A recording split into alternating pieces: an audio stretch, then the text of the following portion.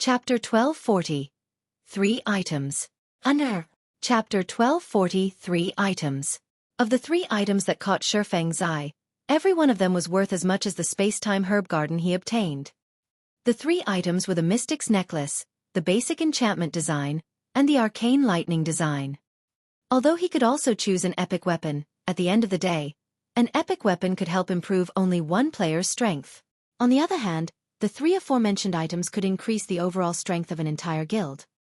The Mystic's Necklace, which cost 6,150 points, was a dark gold necklace. It did not possess any level restrictions and was not meant for combat. Instead, it was a necklace for lifestyle players.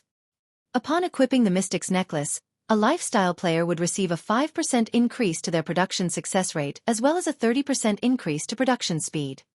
Setting aside the 5% higher success rate, the 30% increase to production speed could enable Burning Abyss to produce advanced transport carriages at a much faster pace. In turn, this would allow Stone Forest Town to develop much more quickly. Moreover, the Mystic's Necklace would come in handy when manufacturing advanced speedboats in the future. Meanwhile, the basic enchantment design, which cost 6,000 points, allowed enchanters to learn how to produce runestones. Similar to armor kits produced by forgers, runestones strengthened weapons and equipment. However, unlike armor kits, they were consumable items. Like potions, they had effectivity periods. Moreover, players could only strengthen one item at a time with them. Even so, runestones were still highly sought-after items and had been one of the must-have items when raiding dungeons in his past life. Back then, a basic runestone sold for 20 silver. Nevertheless, players had still fought to purchase them. After all, a basic runestone could strengthen an item by 10% for 10 hours. If used on a player's weapon or an MT's shield, it would bring about considerable results.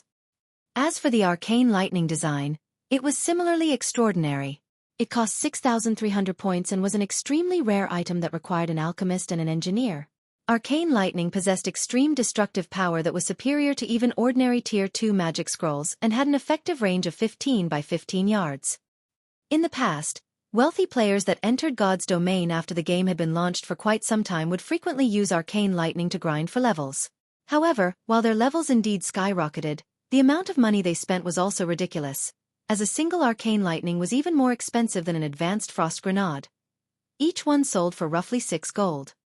Moreover, even if one made the arcane lightning themselves, the expenditure remained considerably high. Just the materials needed to produce one cost 1 gold. Depending on the people producing them, each arcane lightning could cost anywhere from 2 to 4 gold. All 3 items could make guilds drool over them. Even Xueqi found it difficult to choose between them. If I have to pick one, it will have to be something that can help the guild in the near future. While the arcane lightning is a nice item to grind monsters and do PvP with, it's a pity that it takes too much time and money to make.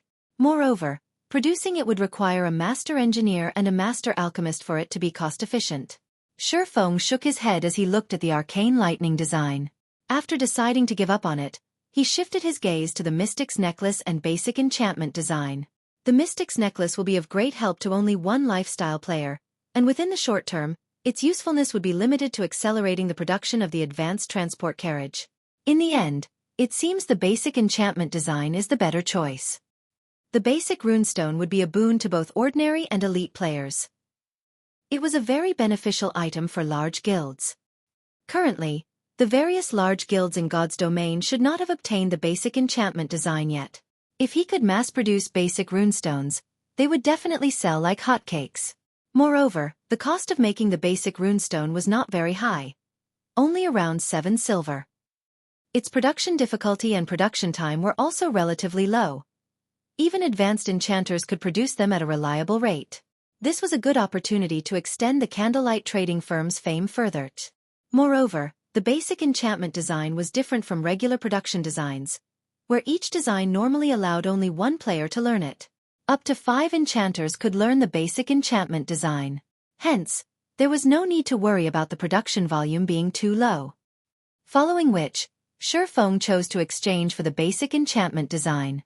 His remaining points immediately fell to just 400.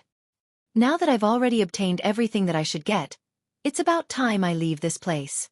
Xueqi stored the basic enchantment design with satisfaction before turning around and walking to the teleportation magic array. At the rest area of the Sea God's Legacy, Passing Monarch and the other members of Third Fleet were currently lingering on the island.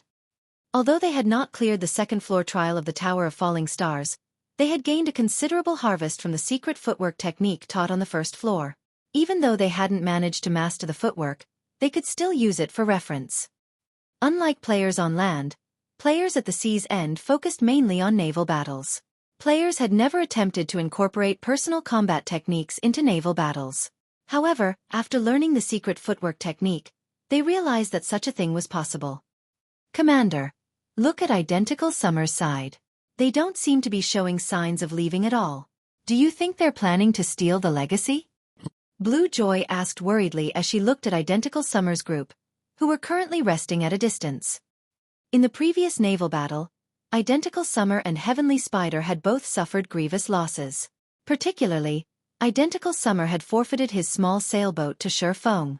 Only a gullible fool would believe that he did not have any ulterior motives right now. Ignore him. If they couldn't take advantage of us before, it is even more impossible for them to do so now. Rather than camping here, it would be much better for them to simply search for legacies in the other caverns, Passing Monarch said, chuckling. He did not mind Identical Summer and Heavenly Spider's actions at all. Once Xueqi returns, we'll immediately head for another cavern. Previously, their battle against the magic whale had lost them over half their members. The survivors had also been in a battered state. Even then, they had still managed to win against Identical Summer's and Heavenly Spider's fleets. Now that everyone from Third Fleet had regrouped and recovered back to their peak state, with the inclusion of an expert like Xueqi, what could Identical Summer and the others possibly hope to achieve? On the other side, Identical Summer was currently glaring at Passing Monarch and his crew. Enjoy it while you can.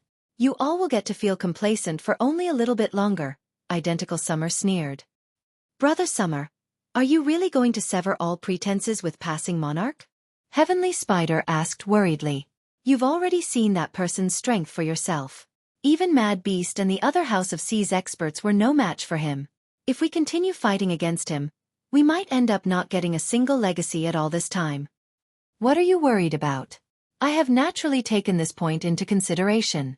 While Mad Beast and the others aren't a match for them, even if Passing Monarch and the others are more powerful, do you think they can overpower every fleet in the Freedom Alliance? Identical Summer asked, a crazed look in his eyes. You couldn't have. Heavenly Spider suddenly thought of a possibility, and he couldn't help but shudder. That's right. The nail that sticks out gets hammered down. I notified the other fleets regarding Passing Monarch obtaining the greatest legacy as well as 2 small sailboats, Identical Summer said, laughing. The other fleet commanders have already agreed to cooperate with us for the sole purpose of preventing Passing Monarch from ruling over the Freedom Alliance with an iron fist in the future. Whether it is the 2 small sailboats or the strongest legacy of the Sea Dragon's secret land, Passing Monarch should not even think of keeping either one. Out at sea, we might not be able to do anything against Passing Monarch now that he has 2 small sailboats. However, on land, only death awaits them. The experts of the other fleets have long since hidden themselves on the island. Once that person comes out, it will be doomsday for Passing Monarch and his crew, Identical Summer said, laughing maniacally. The operation this time involved not only the 2nd and 4th fleets but also every other fleet aside from 3rd Fleet. Even Silent Entropy and 100 Leaves had dispatched some of their subordinates to help out. Even if Passing Monarch doubled his fleet's member count, he would have no chance of victory at all. At this moment, an assassin who was sneaking around the Resurrection Temple suddenly reported, Commander, that person just came out from the Resurrection Temple. Chapter 1241. Taking Action Without Hesitation. Under. Chapter 1241. Taking Action Without Hesitation. News of Xueqi's exit from the Resurrection Temple spread like wildfire. Practically every fleet commander of the Freedom Alliance received the word at the same time. He's finally out? Silent Entropy smiled as he read the message his subordinate had just sent him. Although you've managed to obtain the legacy, it won't be that easy for you to take it away. Compared to the other fleets, he had a much greater understanding of the Sea Dragon's secret land. After all, he had been the one to discover the secret land in the first place. How could he possibly let someone else obtain the sea god's legacy so easily? Leaves, are you really going to cooperate with them? The cloaked woman asked as she looked at 100 Leaves, who was currently commanding a battle. The secret temple had long since made arrangements for such situations. They didn't need to cooperate with the other fleets to deal with Xueqi. As long as Xueqi exited the secret land, whether it was obtaining the sea god's legacy or completing the demon god's quest, they could easily achieve both by themselves. Cooperate. 100 Leaves could not help but giggle. How could I possibly cooperate with them? I simply wish to see what kind of trump cards that person still has. Previously, whether it was his fight against Identical Summer or his performance inside the Legacy Land, I kept feeling that he was still holding back a lot of his strength. Now that Identical Summer has banded together with the experts of the other fleets, I believe that even that man won't be able to continue holding back. If Identical Summer and the others do have some way to kill that man, I'll have Scorpion hinder them when the time comes. After all, that is the sea god's legacy we're talking about. We absolutely cannot afford to let the other fleets have it. When the cloaked woman heard this, she immediately came to a realization. She had never thought that 100 Leaves had actually taken such factors into consideration. This way, Xueqi really was doomed. As long as he left the secret land, there would be no escape for him. Outside the Resurrection Temple, as soon as Xueqi came out, Passing Monarch walked up to him excitedly. Brother Yifeng, you truly are amazing. Despite all the effort Silent Entropy and 100 Leaves have put in, you still managed to snatch the legacy from them. I'm guessing that they're bursting with rage right about now, Passing Monarch said, his gaze filled with admiration as he looked at the swordsman. After all was said and done, the Freedom Alliance was an overlord at the sea's end. Meanwhile, the foundations of both Silent Entropy and 100 Leaves were among the best in the Freedom Alliance. Nonetheless, Xueqi had actually managed to steal the legacy from those two by relying on his own strength. Sorry for the wait. Let's set out for the other caverns now. Xueqi simply smiled in response to Passing Monarch's words, not commenting on the legacy he obtained. He had already seen the sea god's legacy for himself, and it was definitely one of the most incredible legacies he had seen. The reason for this was the legacy tablet allowing not only one player to obtain a legacy but 10. This was an incredible matter. After all, even obtaining one legacy in God's domain was already quite a challenge, not to mention 10 in one go. Meanwhile, among these 10 players, one could obtain the Sea God's legacy, while the remaining 9 could obtain the Sea God's Protector's legacy. Players who inherited these legacies would receive a portion of the Sea God's strength. Moreover, the player who inherited the Sea God's legacy would receive greater power from the legacy the more Sea God's Protectors they had. All right. Let's move out right away. Passing Monarch nodded. However, as soon as Passing Monarch said so, Identical Summer suddenly appeared, wearing a smile on his face as he looked at Passing Monarch and Xueqi. At the same time, a large group of players came out from the forest one after another, their numbers reaching close to 400. These players surrounded Xueqi's group completely. Brother Monarch, why are you in such a hurry to leave? Identical Summer said, laughing. Look at how pitiful we are. Even after we entered the secret land, we still ended up obtaining nothing at all. You, on the other hand, have made a fortune. Shouldn't you make a gesture of goodwill? Passing Monarch's complexion turned incredibly grim as he observed his surroundings. Currently, it wasn't just Identical Summer's men that were present.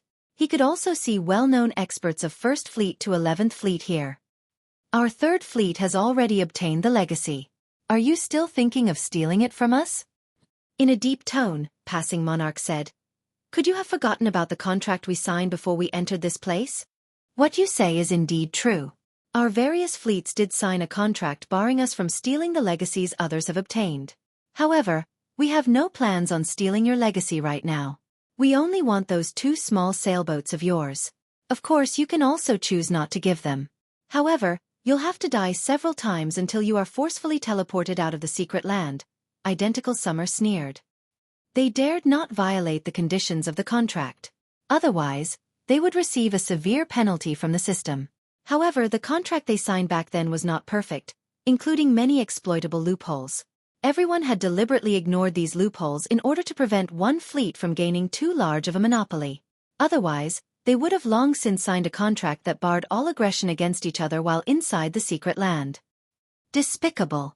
Passing Monarch's complexion paled in anger. However, he was also helpless about this situation. Although he, too, had known about the loopholes in the contract, he never thought that a day would come when every other fleet would join hands to target him. Well, what's your decision? Are you going to hand over the small sailboats, or do you wish to die in here time and again? Identical Summer laughed in ridicule. How about we give it a test? In any case, we have plenty of time right now. Although we won't be able to have every one of you sent back to level 0, we should have no problems getting a few of you there. Players couldn't leave the Sea Dragon Secret Land within 6 hours of entry. Only after 6 hours had passed could players teleport out of the Secret Land through the starting point. Either that, or get forcibly kicked out of the Secret Land after 10 hours had passed. There was a resurrection temple in the various rest points of the Secret Land, and any player killed within a cavern would get resurrected at the rest point of that particular cavern. Meanwhile, unlike the outside world, players that died here would get resurrected immediately. Although players would not lose one whole level after dying, killing a particular player back to level 0 would still be a piece of cake. One could say that this was the risk of entering the Sea Dragon Secret Land. Hearing Identical Summer's words, the expressions of the Third Fleet's members turned grim, a hint of fear flashing across their eyes. They had spent a lot of time and effort to reach their levels. Getting killed back to level 0 was unthinkable. At this time, Tyrant Dynasty, the commander of 7th Fleet, shouted, "Why are we still wasting words with them? After they die a few times, they'll naturally become obedient." From the very beginning, they had no intention of letting Passing Monarch's fleet leave here in one piece. The reason for this was the sheer number of fleets in the Freedom Alliance. There was simply not enough resources to share with everyone. Hence, their condition for cooperating with Identical Summer was the expulsion of the Third Fleet from the Freedom Alliance.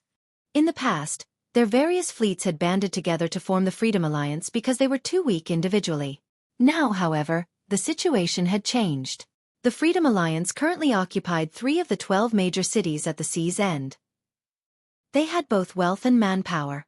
If they kicked a fleet out of the Freedom Alliance, they would obtain much more resources for themselves.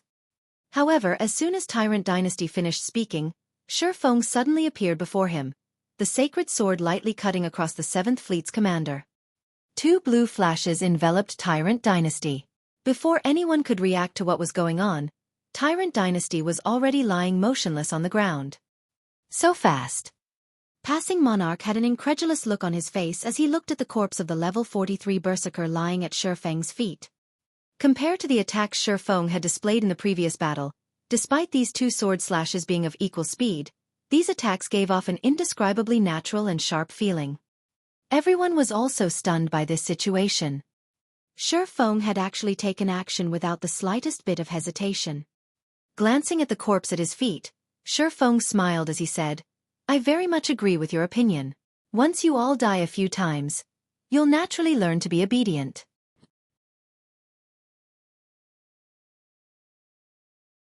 Chapter 1242. Strategic Skill.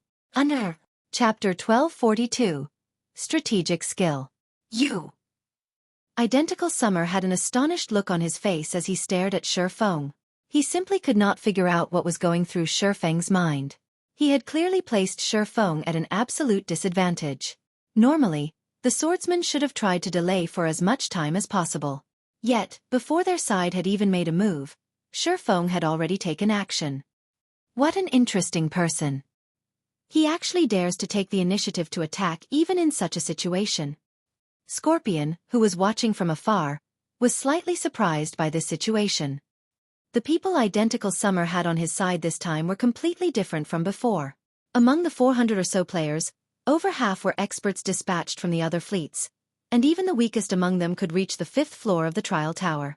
Scorpion himself would have no choice but to flee if he faced so many experts. Even if he really had to fight, he would have chosen to do so in favorable terrain and conduct a battle of attrition to whittle down his opponents one by one. Despite that, Xueqi had chosen to start a fight in a wide-open area. If a battle occurred in such an open area, the side with numbers would naturally possess a greater advantage. After all, every player on the battlefield could launch an attack, allowing a team to exert its strength fully. At this moment, Passing Monarch felt like weeping. Now that Xueqi had made a move, peace was off the table. Attack! Slaughter them. Identical Summer shouted, pointing at Xueqi. Immediately, the team of nearly 400 players swarmed towards Xueqi and Passing Monarch's crew. Guardian Knights and Shield Warriors charged at the forefront, followed by the other melee and ranged classes. The healers promptly cast Truth Shield or Protection on the Guardian Knights and Shield Warriors. With these buffs, coupled with the HP these MTs possessed, they could easily endure over -40,000 damage. Those, in combination with their innate damage reduction and the fact that they were experts, would guarantee that they would not be killed instantly, even under a bombardment of numerous fireballs from powerful elementalists. What a powerful defense! Passing Monarch felt his scalp tingle as he looked at the approaching MTs. Ranged players would be helpless against this iron wall-like defensive formation. Even when Blue Joy, one of the strongest ranged DPS in the Third Fleet, worked together with several other ranged players, she could not reduce the frontmost Guardian Knight's HP below 50% before said Guardian Knight got healed back to full HP. Right now, they could not even escape to the distant forest. Just as Identical Summer's group moved increasingly closer and the enemy ranged players were about to enter attacking range, Passing Monarch took out a Tier 2 magic scroll and began chanting. Suddenly, golden spears shot at the enemy MTs. A useless struggle. Identical Summer ridiculed. The current battle was different from the one on his small sailboat. Every player here could fully exert their combat power instead of being hindered by a narrow battlefield. In the next moment, the various MTs all activated their life-saving skills one after another, having the damage they received.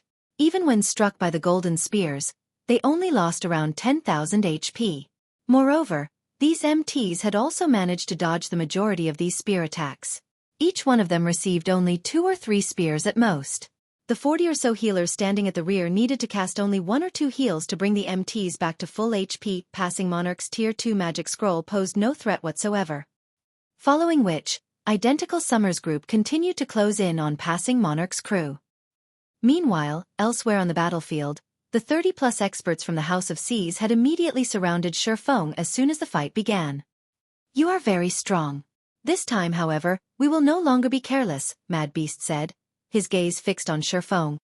Previously, the House of Seas experts had fought Xueqi without knowing his true strength. They also had no clue regarding his skills. As a result, he caught them off guard and eventually annihilated them. This time, however, they had come fully prepared. In the next moment, 3 level 43 summoners each took out a Tier 2 summoning scroll and promptly activated the scrolls. Tier 2 summoned creatures were equivalent to Lord-ranked monsters. Whether it was in terms of speed or strength, these creatures were much stronger than the current Tier 1 assassins and berserkers. Moreover, the Tier 2 summoned creatures were all above level 50, which made their basic attributes far superior to those of current players. At the same time as the 3 summoners were activating their Tier 2 summoning scrolls, 5 elementalists standing at a distance each took out a Tier 2 magic scroll and activated an AoE attack spell that cast anywhere from 1 to 2 dozen attacks. These elementalists then controlled the attacks to bombard Xueqi simultaneously. They acknowledged that they were no match against Xueqi in a one-on-one fight. However, even if Xueqi was more powerful, faced with numerous attacks coming from all sides, how many could he possibly dodge? Even if the swordsman were struck only once or twice in each attack wave, without the support of a healer, he would eventually succumb to death. Meanwhile, Mad Beast and the other assassin experts also entered stealth and approached Xueqi. Leaves, that person is dead for sure this time, the cloaked woman said as she watched the live stream from Scorpion. Even Scorpion and the others won't be able to save him in time. Against Tier 2 spells coming from all directions and 3 Lord-ranked monsters, current players simply had no way to survive, unless they possessed invulnerability.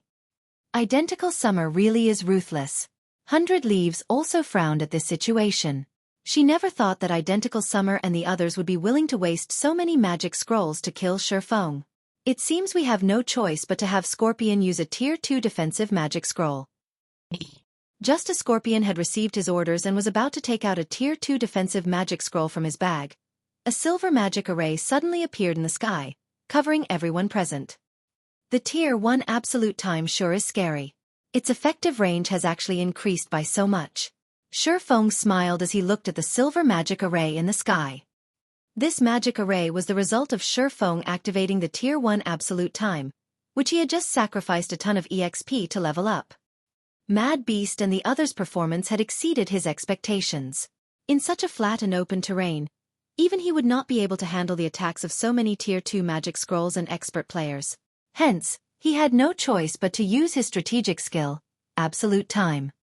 Previously, at Tier 0 Level 7, Absolute Time could only prevent enemies from using any skills, spells, and tools within an area of 100 by 100 yards for 24 seconds. After it reached Tier 1, Level 1, however, its effective area had expanded to 200 by 200 yards. Now, not only could the strategic skill cover the entire battlefield, but its duration had also increased to 30 seconds. The only downside of the skill's level up was that its cooldown had increased from 2 minutes, 30 seconds to 3 minutes. This situation had cost Xueqi the EXP from killing the Blackstone Chieftain and completing the Legacy Trial. However, due to Absolute Time, the Tier 2 spells flying towards Xueqi simultaneously vanished into nothingness. It was as if the spells had never been cast. The magic arrays maintaining the Tier 2 summon creatures had also been abruptly shattered. Identical Summer and the others, who were currently fighting Passing Monarch's crew a short distance away, found themselves unable to use any of their skills, spells, and tools. Not good. This is an AoE silencing skill. Everyone, quickly leave the spell's range. Mad Beast, who was forced out of his stealth state, shouted hurriedly. In God's domain, both ordinary players and expert players were heavily reliant on skills and spells in combat. Suddenly preventing them from using skills and spells was akin to robbing a tiger of its fangs and claws. Their combat power would fall by more than half. However, even as Mad Beast's words entered everyone's ears, Xueqi activated Silent Steps and appeared behind Identical Summer, using Chop to kill the latter instantly. At the same time, Xueqi also switched the Aura of Time to the Aura of Fire and promptly cast Firestorm over Mad Beast. Scorching flames rose from the ground, killing more than 30 experts on the spot. Only those with quick reactions had managed to avoid the raging inferno in time. Following which, Xueqi turned around and used Lighting Edge on the players assaulting Passing Monarch's team. Unable to use any of their skills, the players targeting Passing Monarch and the others fell helplessly to the innumerable arcs of lightning. In the blink of an eye, over 100 players collapsed, weapons and equipment scattered around their bodies. Xueqi turned the tables on Identical Summer's group in an instant. Faced against expert players barred from using their skills, Passing Monarch and the Third Fleet members possessed an overwhelming advantage. Meanwhile, Xueqi had an even easier time slaughtering players. He was practically killing one player with each attack. By the time Identical Summer's group had escaped Absolute Time's effective range, less than 30 members remained alive. In contrast, not a single one had died on Passing Monarch's side. Is this his hidden trump card? 100 Leaves' expression darkened considerably when she saw the live stream Scorpion sent her.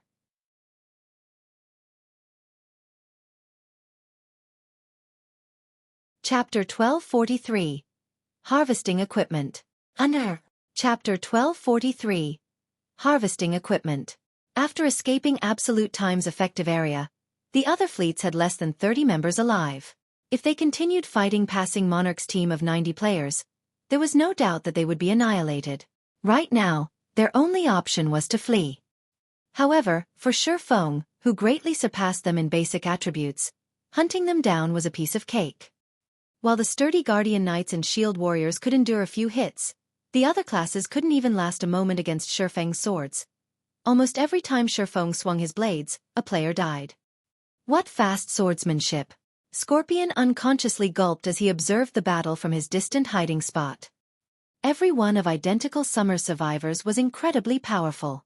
They would definitely be considered top-class experts in any large guild, yet not one of these experts had managed to block Xueqi's attacks.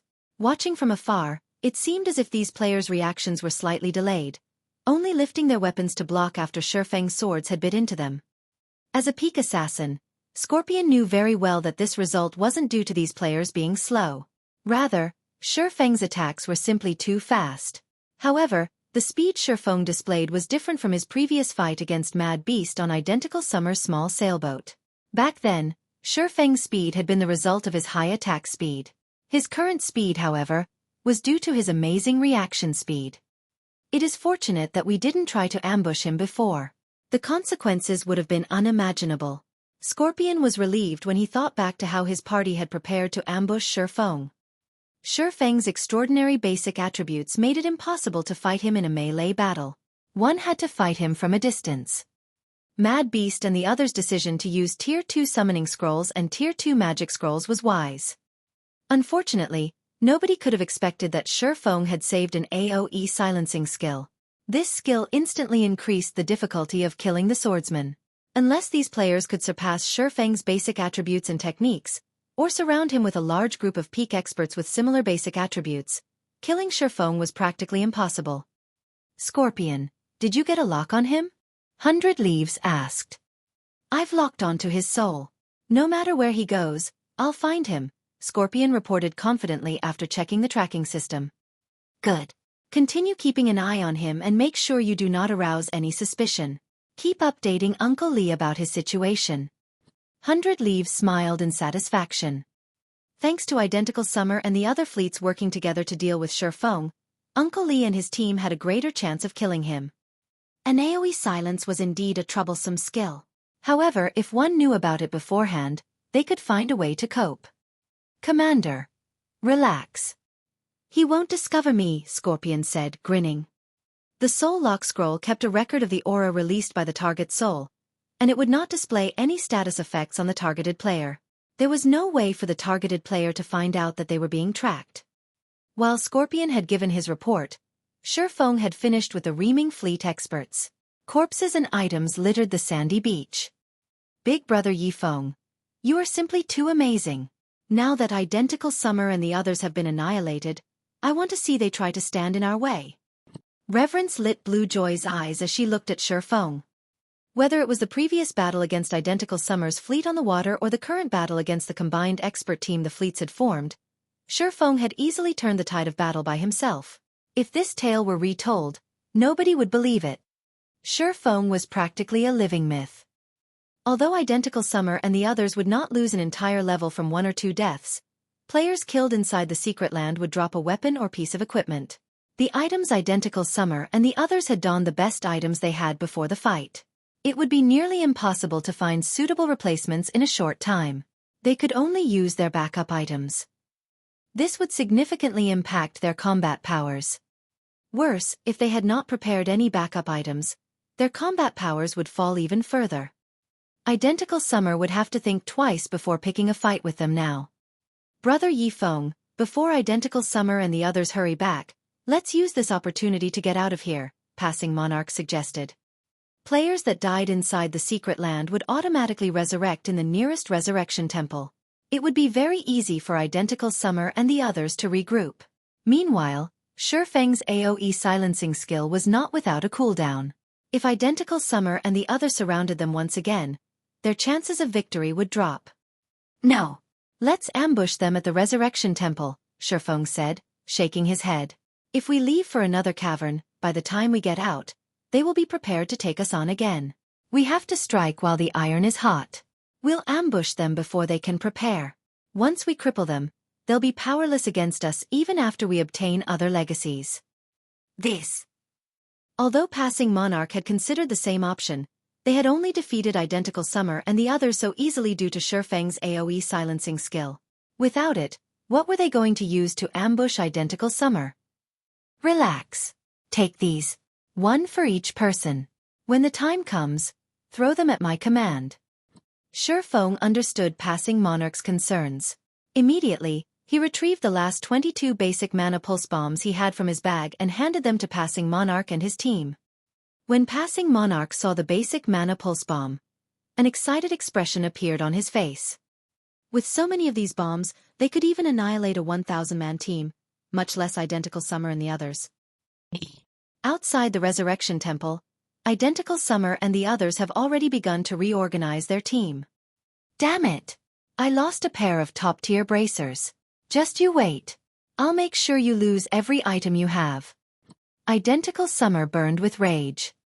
The first time Xueqi had killed him, he had lost his top-tier pauldrons. Fortunately, he had a replacement in his bag. However, he did not have a backup for his bracers. While Identical Summer and the others rested, someone shouted in the team chat. Passing Monarch and the others are heading this way.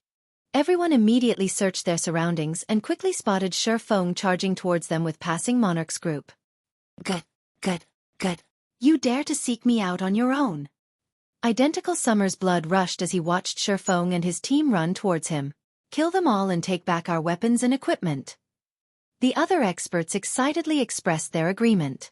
Compared to the previous battle, they had even more motivation to wipe out Xueqi and the others. Quickly, everyone took up their positions. The Guardian Knights and Shield Warriors moved forward, and the ranged players prepared for combat. As soon as Xueqi and the others were within range, the opposing experts bombarded them with attacks. Unsatisfied with the situation, Identical Summer even activated a Tier 2 large-scale destruction magic scroll. Boom, boom, boom. A series of explosions shook the grotto, throwing dirt and dust into the air. Identical Summer really is ruthless. He's even used a large-scale destruction magic scroll that should have mostly wiped out Passing Monarch and his men. Scorpion, who observed the battle from a distance, muttered. However, as soon as Scorpion had said so, a group of people burst forth from the dust clouds. These people were none other than Xueqi and the Third Fleet. Every player was unharmed as Xueqi's absolute defense had absorbed all of the damage. With sufficient distance between the combatants, Xueqi shouted, "Kill them!" Immediately, 7 players tossed out the basic mana pulse bombs, the bomb's radius enveloping Identical Summer's joint team. Boom, boom, boom. After a series of explosions, only weapons and equipment remained. Second wave. Get ready. Everyone else, deal with the survivors. Make sure you collect all of the dropped weapons and equipment. Xueqi commanded when he saw a few dozen people still alive. With Xueqi's command, Passing Monarch's people set out to hunt down the survivors. For players carrying basic mana pulse bombs charged into the Resurrection Temple, executing another round against the recently resurrected.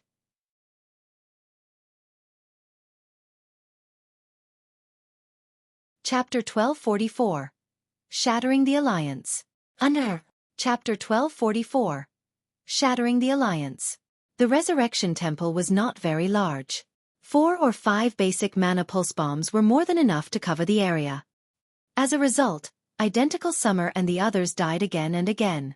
Although they had not lost any levels, they had each lost 5 or 6 weapons and pieces of equipment so far. That was practically half of their items. Needless to say, their combat powers had decreased tremendously. Despite their numerical advantage, they were no longer a threat to Passing Monarch's fleet. Passing Monarch, you're going too far. At the end of the day, we are still members of the Freedom Alliance. Identical Summer shouted at Passing Monarch and Xueqi, who currently stood in the Resurrection Temple's entrance. Are you trying to make an enemy of all 10 of our fleets? If these members were only from the 2nd and 4th fleets, Passing Monarch could pay them no heed. However, the players present included experts from every fleet, with the exception of 3rd. If Passing Monarch made enemies of all 10 fleets, he couldn't remain in the Freedom Alliance. The Freedom Alliance was comprised of the Independent faction and the Small Guild faction. Meanwhile, Passing Monarch had only risen to the 3rd seat in the Alliance due to the support from the other independent adventurer fleets. If Passing Monarch lost that support, with his fleet's current strength, he could easily be knocked down to the bottom of the Freedom Alliance. If Passing Monarch made enemies of everyone, he wouldn't even receive scraps in the future. If that happened, it would only be a matter of time before Passing Monarch and his fleet were forced out of the Freedom Alliance. Passing Monarch's expression darkened upon hearing this, glaring at Identical Summer. Although he was frustrated, he whispered to Xueqi, suggesting, "Brother Yifeng, if we continue this fight, every fleet here will become an enemy. If that happens, our future plans will be affected."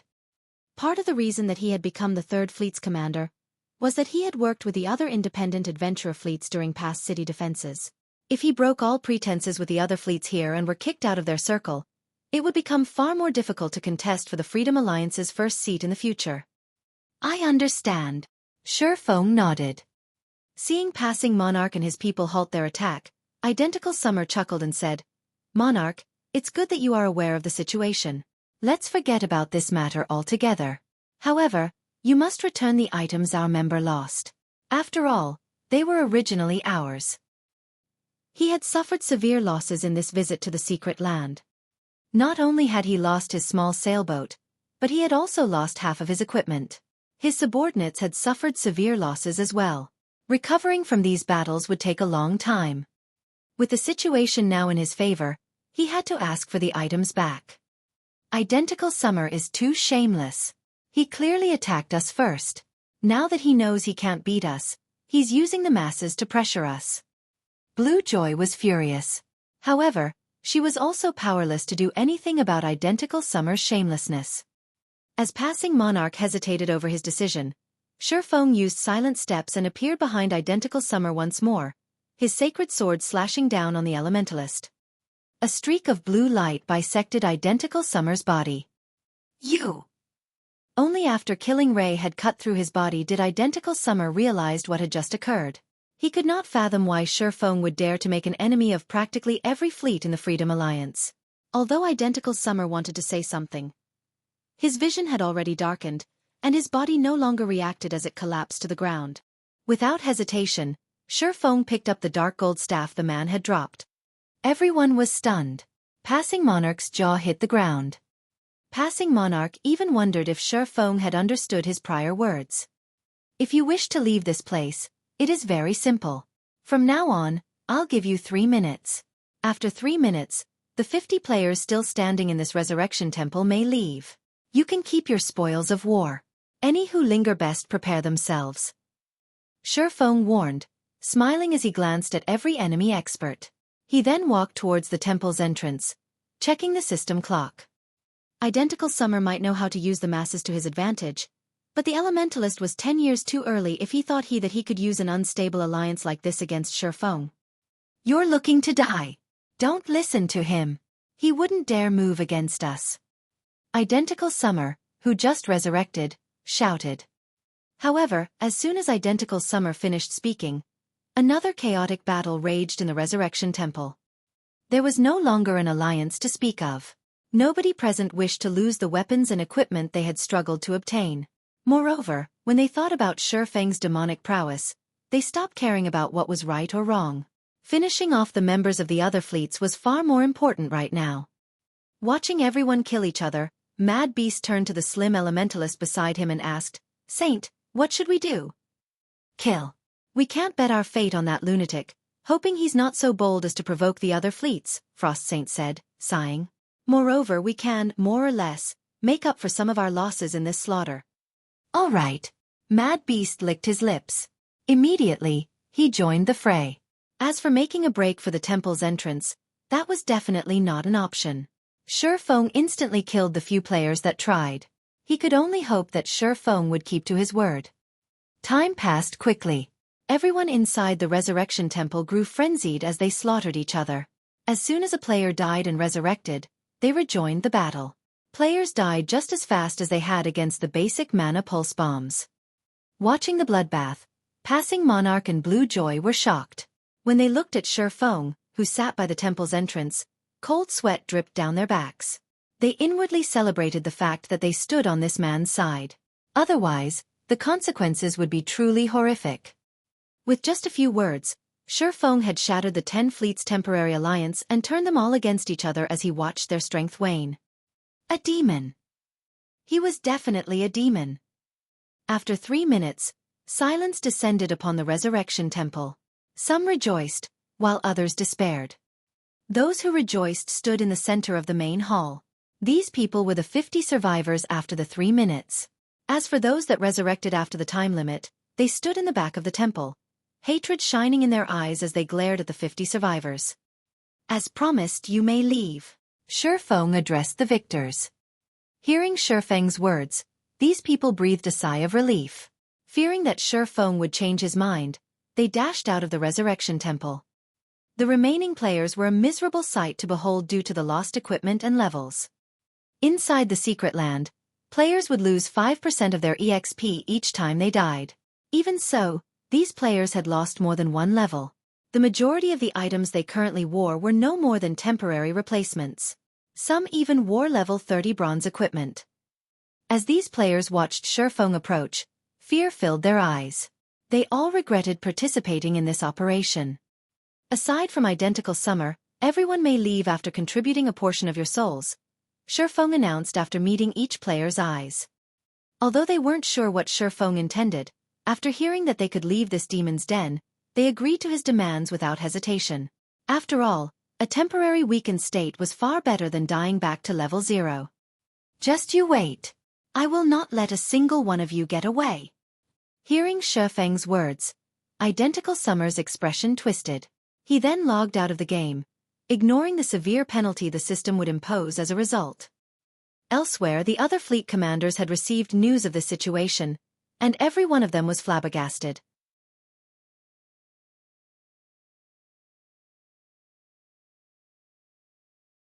Chapter 1245. Making Everyone an Enemy.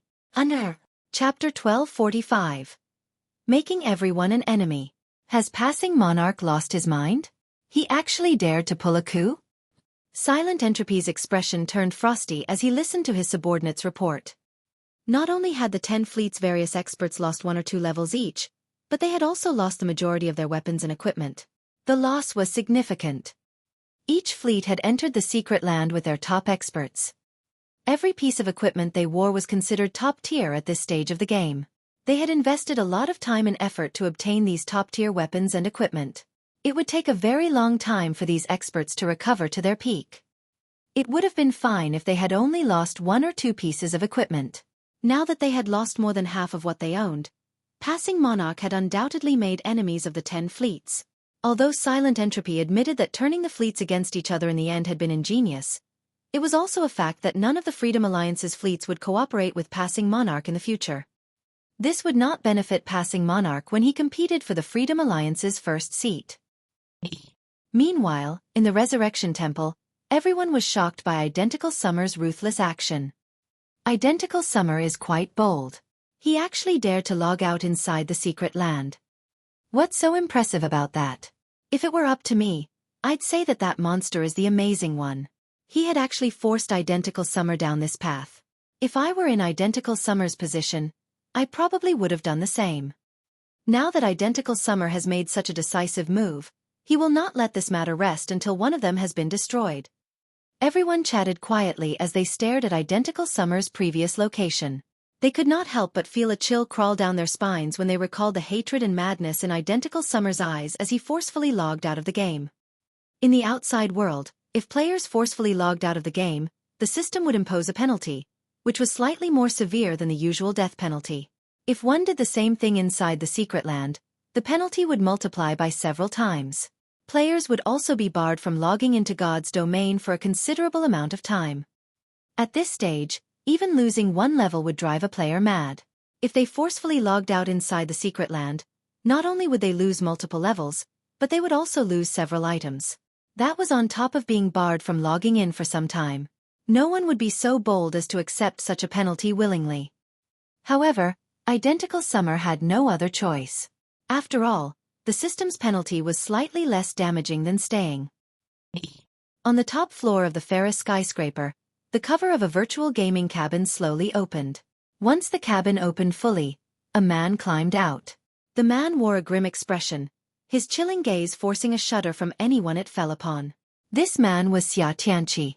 He was also known as Identical Summer, the commander of the Freedom Alliance's Second Fleet. Nobody would have ever imagined that the commander of Second Fleet was actually the young master of the Xia Corporation. Although the Xia Group was not a powerful international corporation, it was one of the country's first-rate corporations. Passing Monarch. And that damnable brat as well. I won't let either of them off the hook. Xueqi slammed his palm on the wooden desk before him in rage, shattering the desk. The strength he displayed was not one bit inferior to a professional fighter's. Immediately, he tapped the quantum watch on his wrist and called a particular number. Hello? Viper? Look into 2 people for me. Both are God's domain players. I'll send the information I have on them to you in a moment. If you help me discover their true identities, there will be no lack of benefits. Young Master Xia, what a rare occurrence. Since you've made the request, I'll get it done right away. Rest assured, no one can hide from me, the person called Viper responded, laughing.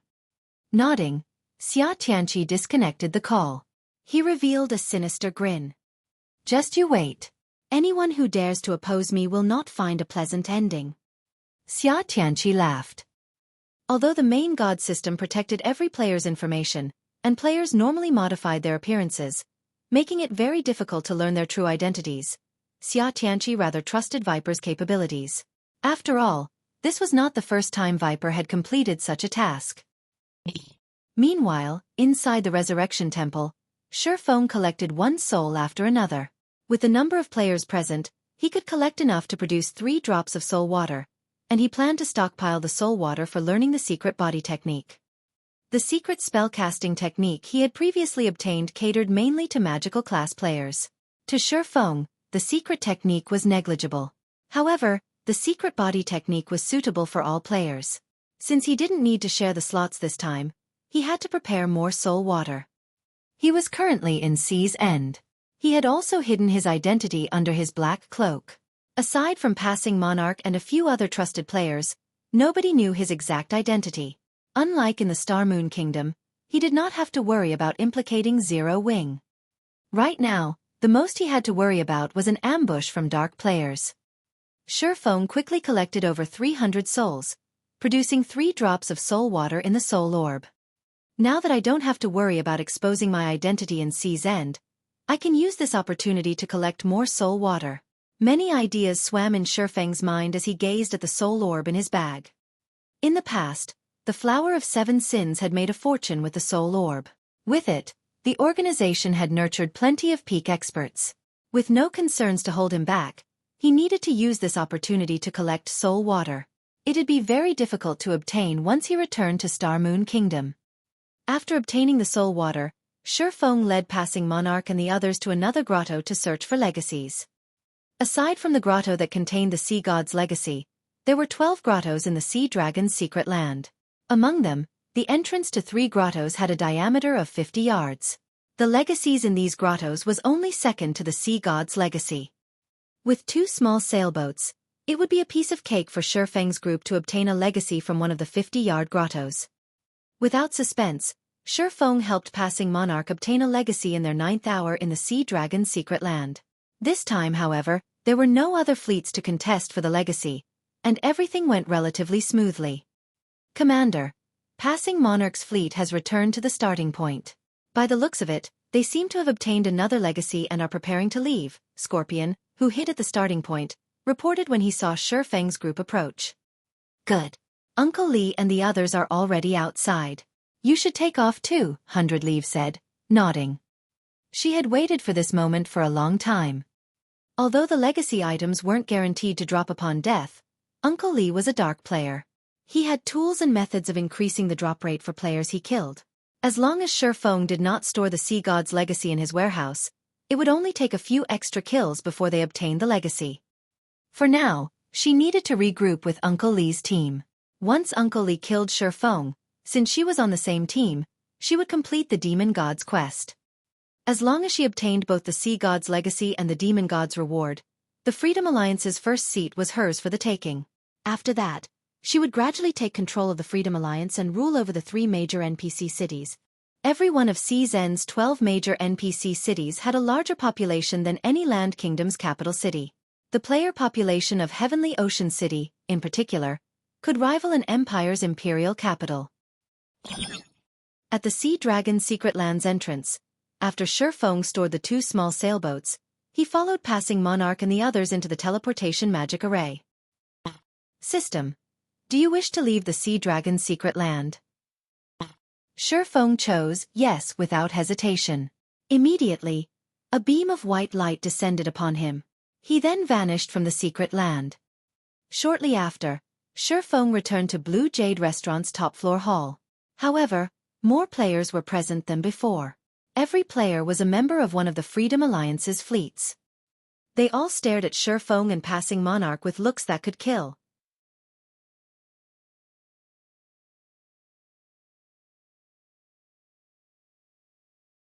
Chapter 1246. Miniature Holy Land. Why are so many people here? Xueqi could not help his surprise as he looked around. They're not thinking of taking action here, right? He was not surprised by the hostile gazes he received from the various fleets. What Xueqi found odd was the fact that so many players had gathered in the hall. At a glance, he could see at least 2,000 people, taking up nearly half of the entire hall. They were currently in an NPC city. Attacking another player here would be detrimental unless these players were absolutely confident of escaping the NPC guards. The arrest of so many members would definitely wound the various fleets. That's not it. They're just following routine, Passing Monarch said, shaking his head. He then explained, whenever we come out from the secret land, we reorganize the distribution of resources the Freedom Alliance controls based on our performance and gains in the secret land. Although, the redistribution of resources isn't as drastic as when our rankings change. Based on our rank in the secret land, we are assigned different leveling resources. For example, previously, the Third Fleet was only able to grind in Loch Cemetery and Black Altar. Since the Third Fleet has come out on top this time, we might get assigned to the Silent Lumberyard and Stormwind Shelter to level up. You're seeing so many members of the various fleets present right now simply because the party leaders of the various fleets are interested to know which leveling maps they'll be assigned to this time. As Passing Monarch spoke, his eyes shone with excitement. Obtaining a legacy was only part of the reason that Passing Monarch had recruited Xueqi's help. The main motivation was to obtain better leveling resources for his fleet. In God's domain, it was common knowledge that an area's resources were limited. This was the case in every virtual reality game. Whether it was guilds or organizations such as the Freedom Alliance, due to such high member counts, they could not allow all their members level up in a single area. Otherwise, the amount of resources each member could obtain would be pitiful. Hence, it was necessary to assign the various fleets in the Freedom Alliance to different leveling areas. In high-resource maps, not only were there plenty of field bosses, but there were also plenty of advanced and rare quests. The same was true for treasure chests. If the Third Fleet were assigned to one such high-resource map, it would ease in their struggle for the position of First Fleet. Realization dawned on Xueqi when he heard Passing Monarch's reasoning. He finally understood why these people gave them hostile looks. These players' hostility was likely due to more than just the lost top-tier weapons and equipment. The significant effect on their leveling spots was the main reason for their anger. The Freedom Alliance controls Stormwind Shelter as well? Xueqi could not help but ask as he recalled a particular matter. In the past, as the guild leader of a second-rate guild, his access to information even surpassed that of peak experts. Although his knowledge was mostly limited to Star Moon Kingdom, he was familiar with plenty of famous locations and incidents relating to the various kingdoms and empires in the game. On average, the lifestyle players in Sea's End were no match for those on land. However, they would catch up eventually. While they would do so due to the development of naval transportation, the dozen or so miniature holy lands in Sea's End had a greater impact. Stormwind Shelter was one of these holy lands. Only in the past, the Freedom Alliance hadn't controlled Stormwind Shelter. Instead, it had been controlled by the House of Seas. Stormwind Shelter is a new, high-resource map the Freedom Alliance recently occupied. Previously, only the First Fleet's members got to level up there. I heard that there are plenty of rare quests in the area and that it is even possible to obtain bronze speedboats through those quests. Moreover, the map has roughly triple the field bosses of Loch Cemetery. It's currently the best leveling map the Freedom Alliance has. It is also much easier to obtain top-tier weapons and equipment there. Passing Monarch nodded in excitement. So that's the case, Xueqi could not help but chuckle. If Brother Monarch's fleet gets to grind there, I'd like to ask for a little help. I am willing to offer you 10,000 gold as compensation. 10,000 gold? Passing Monarch nearly jumped when he heard this. Brother Yifeng, you're joking, right? He was the Third Fleet's commander. He had tens of thousands of subordinates. He received 20% of Blue Jade City's profits, yet even he couldn't collect 10,000 gold with a moment's notice.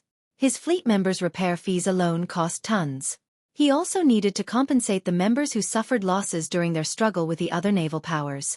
At the same time, he needed to visit other kingdoms and empires to purchase rare tools for exploring the Sea Dragon's secret land and raiding bosses. Currently, he had less than 10,000 gold on hand. If Xueqi truly gave him 10,000 gold, he would have enough to purchase quite a few advanced speedboats, restoring the Third Fleet's strength quickly. That's right, 10,000 gold. However, this matter must first be done the payment. I will only pay a deposit of 500 gold, Xueqi said, nodding. That won't be a problem. If it is possible to accomplish, I'll give it my all. Passing Monarch agreed without hesitation, deeply afraid that Xueqi would change his mind. At this moment, his eyes glowed with excitement. My request is very simple. If Stormwind Shelter falls under your control, I want Stormwind Town's Stormwind emblem, Xueqi said, chuckling. The NPC towns within Sea's End were different from those on land. Rather, they were somewhat similar to Thunder Island. The higher a player's status was in a town, the more authority they would possess there. Only, unlike the Thunder emblem, where only 10 existed, there was no limit to the number of Stormwind emblems one could obtain. The only real limit was its abysmally low drop rate. As long as a player obtained a Stormwind emblem, they would be granted authority over Stormwind Town, capable of performing acts that normal players could not. There would be no need for players to accumulate reputation points gradually to increase their authority. The Stormwind emblem? Passing Monarch pondered. Although he had never leveled in Stormwind Shelter before, if he assumed control over the Stormwind Shelter, according to the Freedom Alliance's rules, the First Fleet's members would have to hand over the town emblems to him, allowing him to manage the area's town. Giving away one of those emblems wouldn't affect his operations in any way. At most, he simply needed to use the emblems he obtained to compensate for the missing one. All right, that won't be a problem. I'll get it done as soon as possible. Following which, Xueqi signed a new contract with Passing Monarch and paid 500 gold up front. Time passed quickly. While Xueqi and Passing Monarch waited for the secret land expedition to end and the map redistribution to be announced, 6 cloaked players stared at Xueqi from a corner. Scorpion, is he the one Leaf spoke about? A middle-aged man sporting a grey beard and 2 snow-white daggers sheathed by his sides asked as he glanced at an empty corner. That's right. He is the one the commander wants dead. Here is the latest information we have on him, Scorpion, who was in stealth, responded respectfully. When one spoke about the strongest player in the sacred temple, they didn't talk about Uncle Lee. However, when it came to assassination, Uncle Lee was the most powerful. Even the Sacred Temple's guild leader had declared that there was a 50% chance of him losing his life if Uncle Lee wanted to assassinate him. While a 50% success rate might not seem very high, that was against the Sacred Temple's guild leader. Throughout the virtual gaming world, very few could boast such a high success rate. What an interesting little fellow. Uncle Lee caressed his beard as he watched Xueqi's battle video. It is too much of a waste to fight him right now. Forget it. Scorpion. Go and get ready. Understood. Scorpion nodded hurriedly before departing.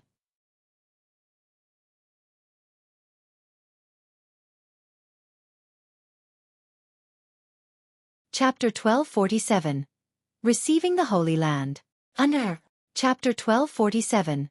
Receiving the Holy Land. After Scorpion left, the middle-aged man called Uncle Lee shifted his gaze towards the ranger beside him. The ranger carried a grey, double-string bow on his back. Although the ranger hid his appearance under a black cloak, his large stature made it difficult for others to miss him. If not for the ancient bow, most would assume that he was a shield warrior or guardian knight.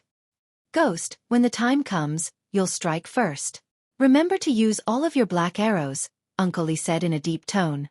I know you're normally very stingy, but we cannot afford to be careless this time. Uncle Lee, I still have 4 black arrows on me. Are we really going to use all 4 on that kid? The ranger, Hungry Ghost, asked reluctantly. The black arrows were not your ordinary arrows. They had been passed down from ancient times, and each possessed the power to rival Tier 4 skills. Current players and NPCs had no way of reproducing them, so each arrow used depleted the finite number in God's domain. One could only obtain more black arrows by raiding ancient ruins. Yes. We'll need at least that many to take him down, Uncle Lee said as he glanced at Xueqi, who sat quietly across the room. Smiling, he continued, although he has yet to achieve a domain as 100 Leaves said, he is not far from it, either. With his frightening basic attributes and powerful skills, killing him will be slightly more difficult than killing actual domain realm experts. No wonder why 100 Leaves requested assistance from the guild leader. I guess I can use him as a guinea pig. Hungry Ghost's interest grew upon hearing Uncle Lee's explanation. He clearly hasn't reached the domain realm, yet, he's even more difficult to kill than domain realm experts. A petite female elementalist beside Uncle Lee muttered as she followed his gaze to Xueqi. Licking her lips, she continued, in that case, he should have quite a few epic weapons and equipment on him. We should be able to make a fortune. Uncle Lee, seeing as you've appraised him so generously, are you thinking of making a move personally this time? A shield warrior asked excitedly. Every time Uncle Lee made a move, they learned a lot from him. Unfortunately, very few assassinations required Uncle Lee's involvement. The other members of the team were usually enough for the job. If Uncle Lee really joined the fight, their long trip here would be worth it. Although you have a high chance of killing him if you all work together, this mission is very important. To make sure we complete the mission, I will have to take action as well. Uncle Lee nodded. Hearing that Uncle Lee intended to join the fight, the team members turned to Xueqi, pity in their eyes. If only they, Uncle Lee's subordinates, struck, Xueqi would have some chance of surviving. However, if Uncle Lee took action, then Xueqi had no hope whatsoever. While Uncle Lee's team chatted amongst themselves, more players joined the gathering in the hall. Some arrived from the Sea Dragon's secret land, while others came from elsewhere. By the time the Sea Dragon's secret land closed, the hall was packed with players. As expected of one of Sea's End's overlords, its foundation is incredible. Xueqi was a little surprised as he surveyed the room. Among the players present, the lowest was level 42. As for the weapons and equipment they wore, the most inferior was level 40 fine gold rank. There were over 2,500 such players. Even a first-rate guild didn't have these bragging rights. It was not hard to imagine how the Freedom Alliance had become one of the naval overlords in Xueqi's previous life.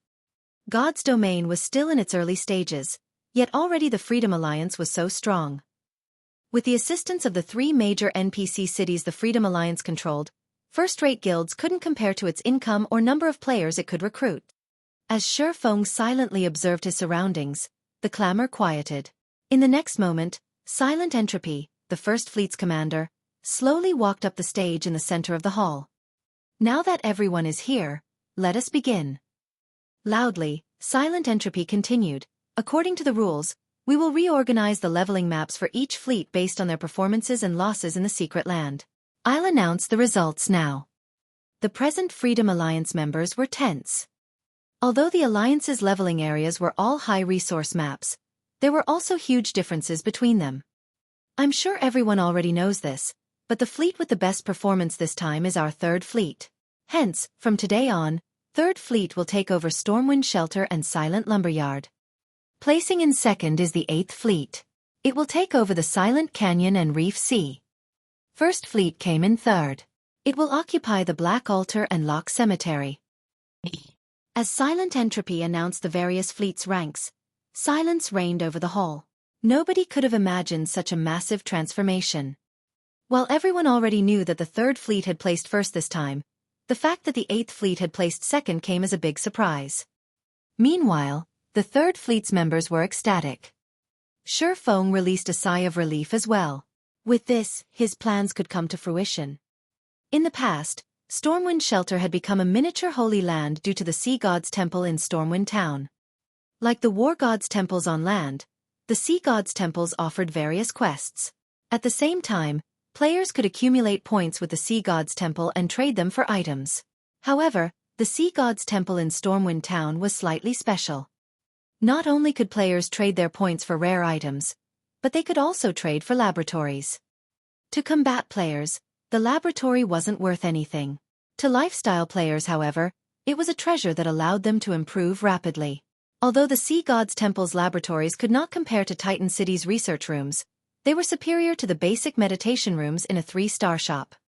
Although laboratories contained dense mana, players could also research information about the various lifestyle classes. Although the information available was basic, it saved lifestyle players time as they didn't have to rely on trial and error. They could rapidly familiarize themselves with the various materials and production methods available in God's domain. They could then create new products more easily and become master lifestyle players. In the past, it was precisely because of these laboratories that the ranks of Sea's End's lifestyle players had skyrocketed, eventually catching up with lifestyle players on land. However, although the laboratories offered many benefits, they were not easy to enter. Players needed to spend Sea God's Temple points to gain access. Moreover, the price was fraudulent. One day inside a laboratory cost 100 points. Sea God's Temple points were harder to obtain than coins. Normally, One could only obtain them by completing the Sea God's Temple's quests. Players also had the option of trading in rare items such as the runic crystals, with each worth 10 points. Unfortunately, runic crystals' drop rate was extremely low. Normally, only boss-grade sea monsters had a reliable chance of dropping them. Yet, renting a laboratory for a day cost 10 runic crystals. Hence, very few lifestyle players could afford to use them. Of course, as players' level increased and the supply of runic crystals became more abundant, more lifestyle players could gain access. However, that wouldn't happen for quite some time. However, Xueqi possessed the Philosopher's Stone. As long as he collected enough runic fragments, he could easily synthesize runic crystals. Moreover, if he had the Stormwind emblem, it would grant him advanced authority in Stormwind Town. With that, he would receive a 20% discount when trading for items or services in the town's Sea God's Temple. Most importantly, he could purchase Stormwind Town's land. With all of these factors in hand, growing the Candlelight trading firm would be easy. Commander, now that Passing Monarch has taken over Stormwind Shelter, this will impact our ability to contest for the first seat. Should we cause some trouble for Passing Monarch? A cloaked oracle asked Silent Entropy quietly. No need.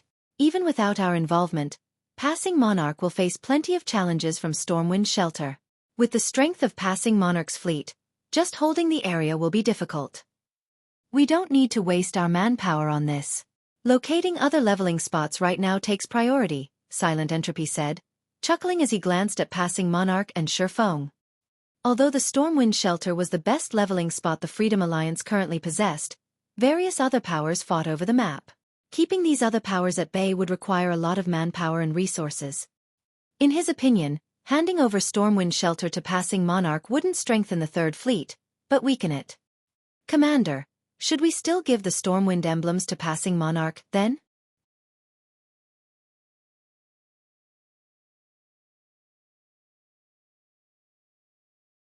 Chapter 1248. Shop Expansion. Under Chapter 1248. Shop Expansion. The Stormwind emblems? Silent Entropy frowned.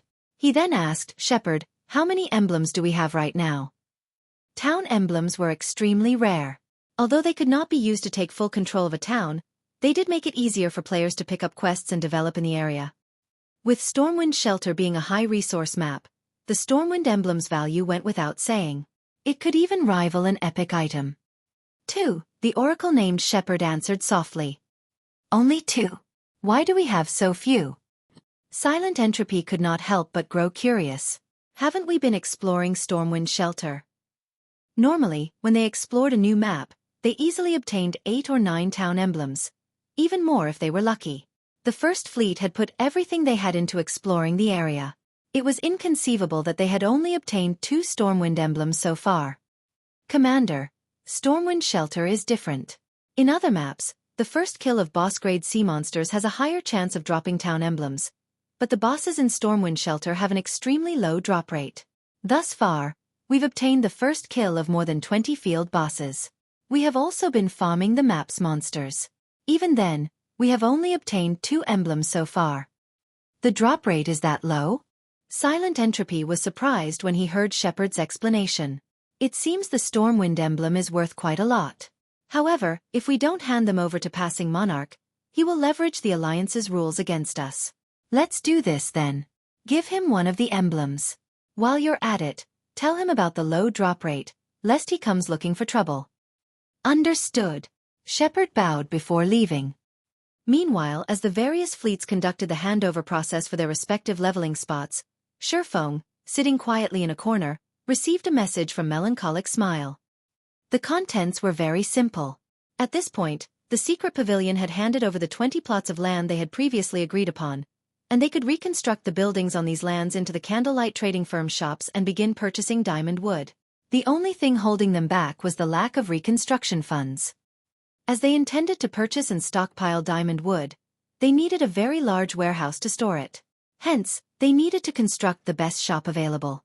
Calculating conservatively, they would need to spend 1,000 gold on each plot of land. 20,000 gold in total. Even Xueqi couldn't collect that much money at a moment's notice. After paying Sherlin the 5,000 gold inquiry fee, He had a little over 10,000 gold left on him. After receiving a portion of White River City's teleportation house profits, he now had 12,114 gold in total. Even if he emptied his wallet, he would not have enough to reconstruct the shops, much less purchase diamond wood in bulk. Most importantly, he had already signed a contract with Passing Monarch. As long as the latter gave him the Stormwind emblem, he would pay 10,000 gold. Once this sum was paid, he would only have around 2,000 gold left. Considering his financial status, Xueqi's stomach cramped. Passing Monarch approached quietly. Excitement and joy plastered across his face. "Brother Yifeng, here is the Stormwind emblem you requested. Don't lose it. For some reason, the emblem's drop rate in Stormwind Shelter is extremely low. I only have one. Replacing this will be very difficult." Passing Monarch warned his companion softly. He then traded the Stormwind emblem to Xueqi. Stormwind emblem. Once equipped, player will enjoy advanced authority in Stormwind Town. "I'll be careful." Xueqi nodded as he stored the emblem. The Stormwind emblem's rarity didn't surprise him in the least.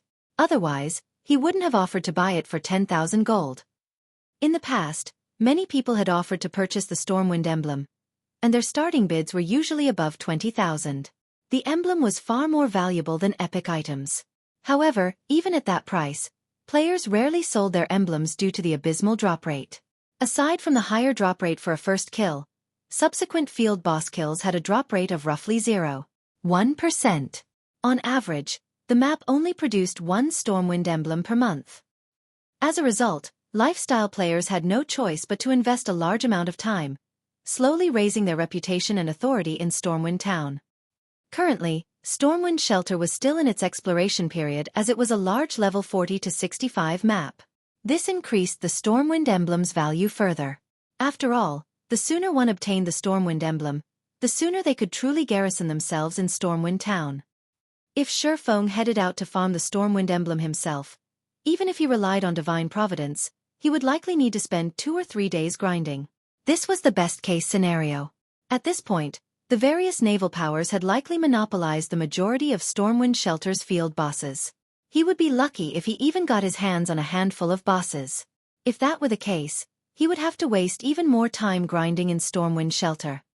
Hence, the 10,000 gold he spent to obtain the Stormwind emblem was a worthwhile expenditure. Following which, Xueqi handed over the remaining 9,500 gold to Passing Monarch, completing the contract between them. After receiving the coins, Passing Monarch sincerely offered, "Brother Yifeng, why don't you join us in the grind in Stormwind Shelter? I've recently received some information on the map from Silent Entropy. We'll split the loot from the bosses we kill. You'll also have priority over swordsman equipment. How about it?" Hearing this, Blue Joy, who stood beside Passing Monarch, gaped in shock. She had never expected Passing Monarch to extend such generosity to Xueqi. Normally, the most he offered peak experts in Sea's End was first pick of one weapon or piece of equipment, yet he had just offered to split the loot equally. Moreover, he intended to give Xueqi first pick. If news of this spread, it would shock every player in Sea's End. However, after considering it for a moment, Blue Joy wasn't terribly surprised. Passing Monarch wouldn't be so generous to just any peak expert. Xueqi was an exception simply because they had already witnessed his strength. With Xueqi's aid, they could take on even more powerful bosses. Although they would only be obtaining half of Theseus' boss's loot, their harvest would likely be more abundant than monopolizing the weaker boss's loot. "Thanks for the offer, but I still have many matters to attend to." Xueqi rejected the kind offer. "We'll raid bosses together if there is another chance in the future." While killing powerful boss-grade sea monsters was very profitable, he was the leader of a guild. There were many matters that required his attention. If a guild wished to grow powerful, it needed to be managed carefully. Zero Wing would not grow stronger if he neglected his responsibilities as the guild leader. If something like that were possible, so many guilds wouldn't vanish each day. Blue Joy was slightly disappointed by the swordsman's response. However, she knew it was reasonable. Xueqi was both a powerful expert and a member of Zero Wing. How could he possibly spare the time to level with them? What a pity. Until next time then. During the next contest for the seating positions, we'll have to trouble you again, Passing Monarch said, sighing. Following which, Xueqi said his goodbyes to Passing Monarch and the others before leaving the Blue Jade restaurant and hurrying to Stormwind Shelter. As soon as Xueqi left the restaurant, Scorpion, who had hidden in the alleyway beside the building, followed after him. Uncle Lee, the target has left Blue Jade restaurant. By the looks of it, he seems to be heading to the teleportation hall to leave Blue Jade City, Scorpion reported as he followed Xueqi. What a busy man. Follow him. The moment he steps out of an NPC city will be the moment he loses his life, Uncle Lee said, chuckling. It was unwise to attack another player in an NPC city. Although the security in CZN's NPC cities was not as strict as the cities on land, it could not be underestimated. Against an expert like Xueqi, in particular, they needed a more suitable environment. Understood. Scorpion then quickly followed Xueqi into the teleportation hall.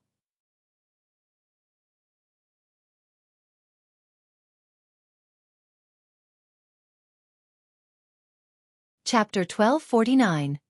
Nameless Shop. Under Chapter 1249. Nameless Shop. As a golden glow rose from the teleportation array, Xueqi disappeared from Blue Jade City to arrive in Stormwind Town. Stormwind Town was the only safe location within Stormwind Shelter.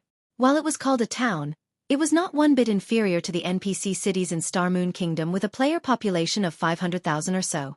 Moreover, the NPC guards garrisoned here were all level 120 and above. The town's security was only second to CZN's 12 major cities. Not many have come here to level up yet. Xueqi examined his surroundings after leaving the teleportation hall. He saw fewer players on the street than NPCs. However, after giving the matter some thought, he found the situation reasonable. After all, Stormwind Shelter was a level 40 to level 65 map. At this stage of the game, only a minority of players were capable of reaching past level 40. Even if players in CZN leveled up more quickly than those on land, there shouldn't be too many players capable of reaching level 40 and beyond. Not to mention, Stormwind Shelter was far more dangerous compared to maps of similar levels. As a result, fewer players were willing to visit this place. In fact, Stormwind Town possessed such high-level NPC guards due to the dangerous environment. Not only did players have to watch out for sea monsters when they left the town's protection, but they also had to be wary of Sawajin ambushes. Stormwind Shelter was home to the foreign race known as Sawajins. Leveling here was at least twice as challenging as in similar maps. Even if elite players from Sea's End formed a team, they would find it very difficult to survive here. A team would need expert leads at the very least. This was because Sawajins were not stupid like sea monsters. They were capable of jumping onto players' ships to engage in melee combat. At the same time, they would command sea monsters to attack ships, attacking players from all sides. As a result, players seeking to level in Stormwind Shelter needed high-quality ships and high combat standards. This was a trial for those living in Sea's End. Although very few players currently resided in Stormwind Town, correspondingly, players who had consistently grinded in Stormwind Shelter were stronger on average. Most of the players around town were level 41, with many having already reached level 42. In Starmoon Kingdom, only experts were level 40 or higher. As for the weapons and equipment Stormwind Town's players wore, even the most inferior was level 40 secret silver equipment. Forming a team to grind in Corrosive Cave. I already have an advanced speedboat. Applicants must be level 41 or above and must have at least 4 pieces of level 40 fine gold equipment. One-day trip to Sawajin's Nest.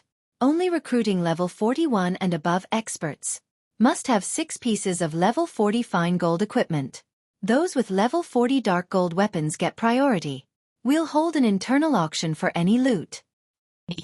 As soon as Xueqi stepped onto the main street, he was greeted by the sight of players attempting to recruit team members. Their minimum requirements were astounding. However, Xueqi paid little attention to these players as his goal was in the business district by the town's main entrance. The business district was Stormwind Town's most lively location. The players there were preoccupied with setting up stalls and selling wares. Selling this fine gold ranked blast bow at a low price. Interested buyers come quickly. Selling Sawajin's journals, 12 silver per page. Want to complete the quest? Don't miss out on this opportunity. Purchasing silver tiers for 3 silver each. Only purchasing 100 drops.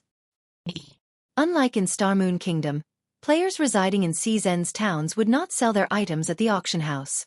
Instead, they set up stalls in their respective business districts. There were two main reasons for this. The first was that auction houses were only available in the 12 major cities. Due to the large distance between each island, teleportations fees were exorbitant. For example, it cost Xueqi 52 silver to teleport from Blue Jade City to Stormwind Town. Normally, players would teleport to District Town, rather than Stormwind Town, crossing the remaining distance on their speedboats. Although this path took a lot of time, it was much cheaper to teleport to District Town. The second reason was that fees in Sea's End's auction house were much higher than on land. The fee was roughly 20% of the item's total value. It was a fraudulent amount.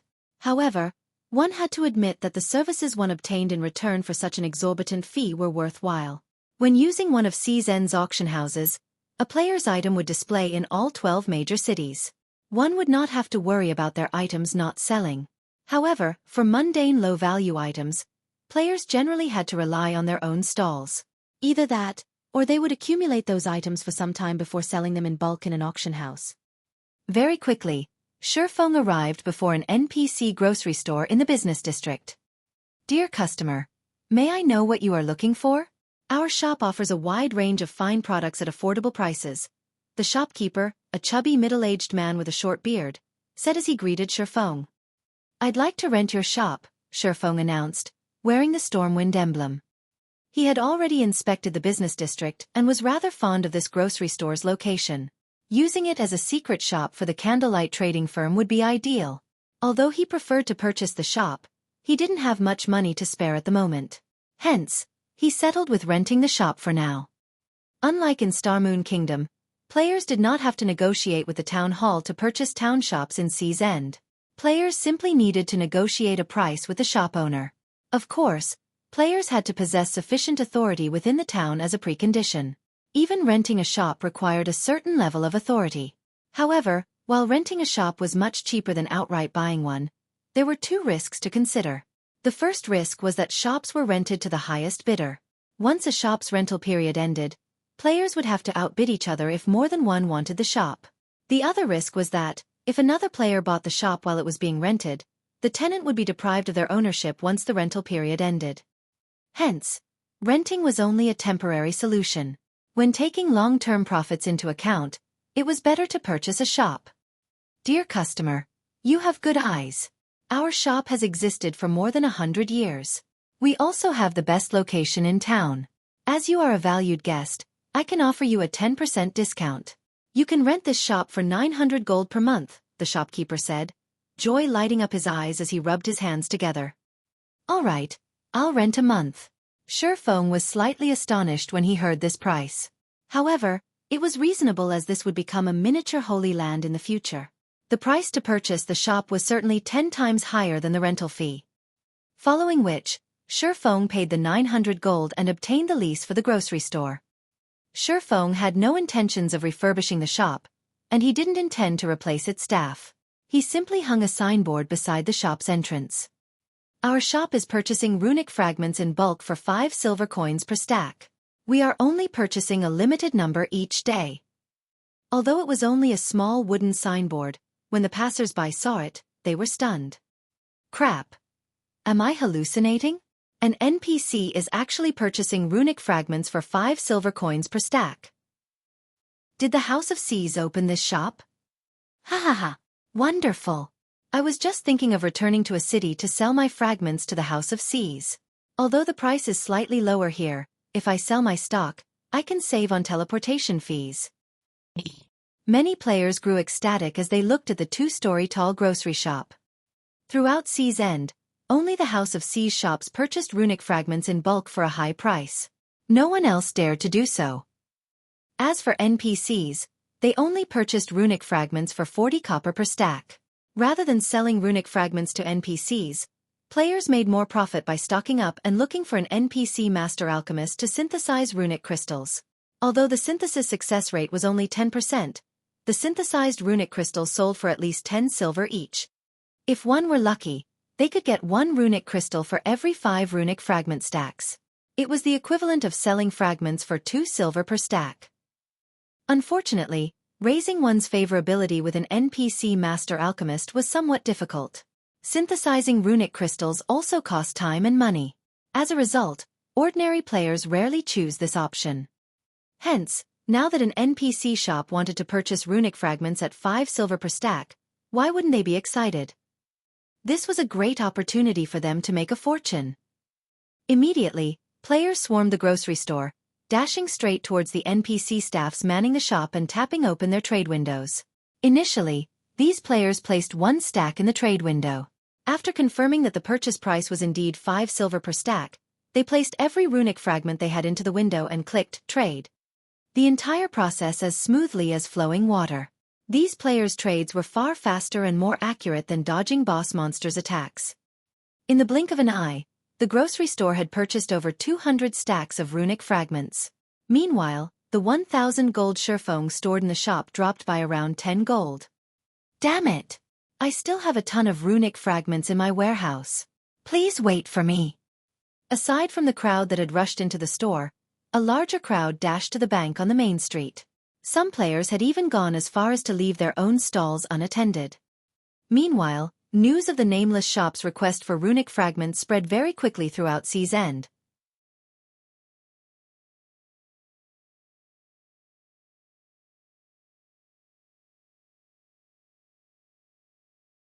Chapter 1250. The Herb Garden's Magical Effect. Under Chapter 1250. The Herb Garden's Magical Effect. Why are there so many people in that shop? Is that shop selling something special? That can't be right. I've visited this town multiple times and have been in every shop. If I recall correctly, that shop should be a grocery store, only selling common goods. It shouldn't have anything special to offer. Let's take a look. In any case, we are on break right now. Teams that had just returned from the fields grew curious when they saw the grocery store packed with players. Although Stormwind Town was quite large, elite players would investigate every new town or city to avoid missing some hidden or advanced quest. This was simply one of the basics of being an elite. By now, they had already explored Stormwind Town. However, the grocery store had never once been this popular. Naturally, they were curious. What? The shop is buying runic fragments at 5 silver per stack. Impossible. If this is true, can't our team earn 45 gold if we sell the 900 fragment stacks we've accumulated? The curious players were surprised when they read the sign hanging beside the entrance. These players immediately dashed into the shop for fear that they would miss the opportunity to sell their runic fragments. At the same time, they had swiftly contacted their companions and had them retrieve all of the fragments they had stockpiled in their warehouses. It seems that this has been quite effective. Xueqi, who quietly watched the crowd through the grocery store's second-floor window, nodded in satisfaction at the flow of players entering the shop. After a short moment, the grocery store had purchased over 7,000 stacks of runic fragments. He couldn't even store so many fragments in his bag. However, he hadn't only spent so much money on rent just to purchase runic fragments. If that were the case, he could simply set up a street stall. Rather, he had done so to build a sturdy foundation here for the candlelight trading firm. In the past, the Stormwind Empire had become a miniature holy land due to the area's sea god's temple. Not only did the sea god's temple give players access to the wondrous laboratories, but it also allowed players to trade for the sea god's blessing. When one spoke about the most profitable item produced in Sea's End, it was none other than the sea god's blessing. While this item might not be particularly valuable in Sea's End as players here relied on their ships in combat, it was a different story for players on land. Faced with severe environments, sufficient resistances were necessary for players. Not only did the sea god's blessing increase all of a player's resistances by 100 points, but it was also capable of increasing a player's basic attributes by 10% for 12 hours. Moreover, the potion did not have a cooldown, and its effects could stack. Whether one raided a dungeon or adventured in the fields, the sea god's blessing was a must-have potion. Time passed quickly. As Xueqi had nothing better to do, he decided to fiddle with the space-time herb garden. The grocery store sold plenty of items, including herb seeds. Although the herbs were common, they were enough for Xueqi. Xueqi wasn't an alchemist, but he knew what kind of potions players would need during particular times. He also knew which herbs were necessary to craft these potions. Around level 40, I recall that the various large guilds had focused on exploring ancient ruins. The various guilds had been desperate for lunar potions. The lunar potion's main material is the moonlight flower. Planting moonlight flowers isn't a bad option right now, Xueqi thought to himself. Normally, ancient ruins were located underground. Because of that, it was usually very dark inside. Even if players used spells, they would only illuminate a small area. This made their progress difficult and dangerous. Avoiding monster ambushes was particularly challenging. Hence, the lunar potion had become very popular around this stage of the game in the past. The lunar potion allowed players to see in the dark. In addition, the potion had a long duration, making it suitable for exploring underground ruins. It wasn't hard to find the lunar potion's recipe, and any advanced alchemist could easily produce it. Only, moonlight flowers, the potion's main material, was considerably rare, and this resulted in a low supply of the potion on the market. If he could obtain a large quantity of moonlight flowers, he could mass-produce lunar potions. Making a fortune would be a piece of cake. Currently, as the various large guilds had already begun to raid ancient ruins, the lunar potion's market price had already reached 6 silver per bottle. This price was already rivaled that of the intermediate all-recovery potions. Meanwhile, crafting the intermediate all-recovery potion nearly cost 3 silver, whereas one could craft the lunar potion for less than 80 copper, 50 of which were spent on obtaining moonlight flowers. However, due to the rise in the lunar potion's price, moonlight flowers' prices had also increased. Right now, each flower could sell for around 2 silver, significantly increasing the cost of the lunar potions. Following which, Xueqi purchased a large quantity of moonlight flower seeds and filled the space-time herb garden. Each moonlight flower needed 2 by 2 yards to grow. Overall, the herb garden allowed Xueqi to plant 62,500 flowers. Each moonlight flower seed cost 5 copper, costing a total of 31 gold, 25 silver. While 62,500 flowers seemed excessive, when taking into consideration the flower's survival rate, he would only end up with a small harvest in the end. Normally, the various large guilds didn't bother to nurture any less than hundreds of thousands of herbs. Fortunately, the space-time herb garden was an epic tool. Xueqi didn't need to invest too much time or money to grow the flowers. After Xueqi finished planting the seeds in the space-time herb garden, he received a communication request from Firedance. "Guild leader, I've arrived," Firedance reported softly. "Good. I've given you access to the second floor, so come up," Xueqi nodded. While he fiddled with the space-time herb garden, he had also sent for Firedance to bring him the Philosopher's Stone. With Firedance's equipment and strength, she could come and go without anyone noticing her. "Guild leader, here's the Philosopher's Stone you asked for," Firedance said as she entered the second floor room. She then took the Philosopher's Stone from her bag before looking around curiously. By now, runic fragments filled the room. Rather than a room, it looked like a warehouse. "Thanks." Xueqi excitedly received the Philosopher's Stone. "With this, I can finally begin my work." "Guild leader, the candlelight auction is tomorrow. Melancholic and the others are preparing for it right now. Aqua is still stuck inside the secret technique space, while Snow is managing things on Stone Forest Town and Lake Heart City's side. They don't know what has happened in the guild," Firedance said. "Some time ago, many experts with hidden identities attacked our dungeon raiding teams, causing significant losses." "Experts with hidden identities? Could they be Dark Guild members?" Xueqi asked. After the Dark Guilds their previous lesson, they should have been weak. He hadn't expected them to strike again. That shouldn't be the case. According to the reports from our members who fought these experts, they are all highly skilled. There were also quite a few refinement realm experts among them. "I believe that they are from a super guild," Firedance said, shaking her head. "They wouldn't dare attack in the open, so they're trying to start a secret war of attrition?" Xueqi frowned. "Since they want to play, we'll entertain them." When the various superpowers in God's domain wished to target a particular guild, they generally used such hidden tactics. Eventually, they would wear the targeted guild to death. After all, in such battles of attrition, the members of both guilds would lose levels, as well as weapons and equipment. Without sufficient strength and background, surviving a war of attrition was impossible. "Right, one more thing. Guild leader, our members have passed the inferior legendary treasure chests trial. I brought the treasure chest with me. Now all that's left is for you to open it. Fire Dance said as she excitedly took a massive chest from her bag and set it before Xueqi.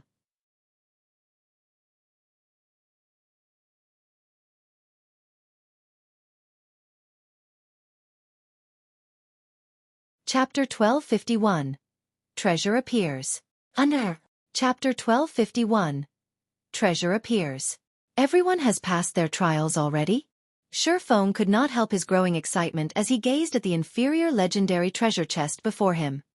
Even in his previous life, he had never heard of an inferior legendary treasure chest. Initially, he had expected conquering the treasure chest to take a long time. After all, the trial inside the treasure chest wasn't easy to clear. Clearing it with enough people would be even more difficult. I wonder what kind of items are inside? It'd be great if a fragmented legendary weapon appeared. The guild could give birth to another peak expert. In God's domain, weapons provided a much higher boost to a player's combat power than equipment. Take Fire Dance for example. Although she was only a refinement realm expert, with 1,000 transformations abilities, she had a high chance of defeating Void Realm experts of the same level. Please let there be several items inside. Xueqi suppressed his excitement as he activated Divine Providence. He then activated the treasure chest. The inferior legendary treasure chest's loading bar began to fill slowly. It took much longer than opening an epic treasure chest. 5 seconds. 10 seconds. 15 seconds. Fire Dance, who stood beside Xueqi, struggled to settle her nerves as she watched the loading bar. After 20 seconds, a clear click resounded throughout the room. Immediately, both Xueqi and Fire Dance held their breath as they watched the lid open, a myriad of colors slipping through the gaps. The treasure chest also radiated an aura that weighed on Xueqi. As for Fire Dance, she had unconsciously taken a step backward. What an intense feeling! Xueqi was inwardly surprised. If the shop were not strengthened by magic arrays, both the dazzling light and the powerful aura would attract everyone's attention in Stormwind Town. As the lights gradually dissipated, the items inside the treasure chest were revealed. When Xueqi and Fire Dance saw the treasure chest's contents, however, they were flabbergasted. The inferior legendary treasure chest only contained 2 items. There was nothing else. One of these items was an exquisite black and white cape, while the other was a design. There were fewer items inside the treasure chest than they had expected. Normally, a treasure chest had between 3 and 5 items, yet this one only had 2. This was even after Xueqi had activated Divine Providence. It seems it really is unrealistic to ask for 2 fragmented legendary items from an inferior legendary treasure chest. However, these 2 items are an impressive bounty, Xueqi thought, smiling as he picked up the items for inspection. Nightwalker's Cape. Fragmented legendary rank, cape. Equipment requirement. Strength 1500, agility 1200. When equipped, all resistances increased by 100%. All damage received reduced by 30%. Strength increased by 40%. Agility increased by 50%. Endurance increased by 30%. Ignore levels plus 20. Movement speed increased by 30%. Attack speed increased by 30%. Reaction speed increased by 30%. Additional passive skill 1 dash. Nightwalker. When the cape is equipped, no information about the player can be examined. Physique improved by 10%. Additional passive skill 2 dash. Divine speed. Player's starting movement speed increased to 30% of player's maximum movement speed. Additional active skill 1 dash. Divine steps. Summons 10 doppelgangers before a maximum of 10 targets for 5 seconds. Doppelgangers do not possess any attack capabilities. Throughout this duration, player is invulnerable. Player can switch positions with any doppelganger freely. Maximum cast range of 100 yards. Cooldown 10 minutes. Additional active skill 2 dash. Void shield. Forms a shield that has an HP of 10 times the player's maximum HP for 2 minutes. As long as shield exists, player's HP recovery speed increased by 500% and movement speed increased by 100%. Cooldown 30 minutes. The blacksmith god Bayer crafted this cloak for the Tyrant of Destruction, but it was damaged in the battle against the god Slayer. However, as the divine runes remain intact, it can be repaired with 7 god crystals. Current number of absorbed god crystals, 0/7. Although it wasn't a weapon, the Nightwalker's cape was undoubtedly rarer than a fragmented legendary weapon. Xueqi immediately fell in love with the Nightwalker's cape as soon as he laid eyes on it. Although the cape's attributes could not compare to the 7 luminaries' battle armor, it happened to be exactly what Xueqi needed. Unlike other classes, swordsmen relied on normal attacks to do damage in both combat against players and monsters. Hence, reaction speed was very important for a swordsman. Meanwhile, the Nightwalker's cape instantly increased its wearer's reaction speed by 30%. In high-speed battles against experts, the cape would be wondrously effective. Furthermore, after equipping the cape, he would obtain the passive skill, Divine Speed. In God's domain, players' movement speed and attack speed accelerated from 0. As in the real world, players had to build momentum. Divine Speed allowed players' movement speed to start from 30% of their maximum, allowing them to reach maximum speed far more quickly. Although the time one could save with this was minuscule and barely perceptible by ordinary players, in the eyes of experts, this small amount was extremely valuable. Because it wouldn't take as long to reach their maximum speed, players could dodge attacks that were normally unavoidable. However, it was the other item that truly surprised Xueqi. The Void Bomb design. Void Bombs were similar to the basic Mana Pulse Bomb. It was a tool of war with astounding power. However, although the Void Bomb was as devastating as the basic Mana Pulse Bomb, the Void Bomb had a larger effective area. Each bomb could cover an area of 20 by 20 yards. In the past, the Void Bomb had been in high demand but practically non-existent as normally. One could only obtain them by completing quests, exploring ancient ruins, and opening treasure chests. Xueqi had never considered that players could actually craft such an item. If he could mass-produce the Void Bomb, the consequences would be inconceivable. Sure enough, it will be very difficult to mass-produce. When Xueqi glanced at the required materials, he found that every material was extremely rare. Crafting this bomb required a total of 5 rare materials. Among them, the most valuable was a type of metal called Void Iron. Few kingdoms produced this type of ore. Currently, Void Iron sold for 2 gold per ingot, and the Void Bomb required 5. Without taking into account the production success rate, based on his initial estimate, crafting the Void Bomb would cost at least 25 gold. Even a first-rate guild would go bankrupt if it attempted to mass-produce these bombs. However, it wasn't exactly impossible to mass-produce so long as Zero Wing took control of a Void Iron vein. According to Xueqi's memories, 6 Void Iron veins had been found in the past, and every one of them had been controlled by either super guilds or super first-rate guilds. Any guild that attempted to wrangle control of these veins met utter annihilation. Void Iron veins produced more than just Void Iron. They also produced magic crystals. There was even a tiny chance to mine 7 luminaries crystals. This minuscule chance was precisely the reason that the various superpowers had fought over Void Iron veins desperately. Some of these superpowers had even been wiped out in these struggles.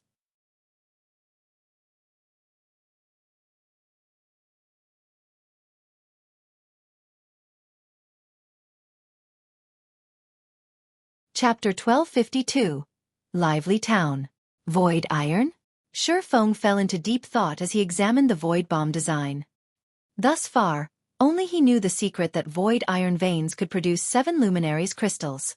Hence, the current superpowers shouldn't be so desperate to secure the veins yet.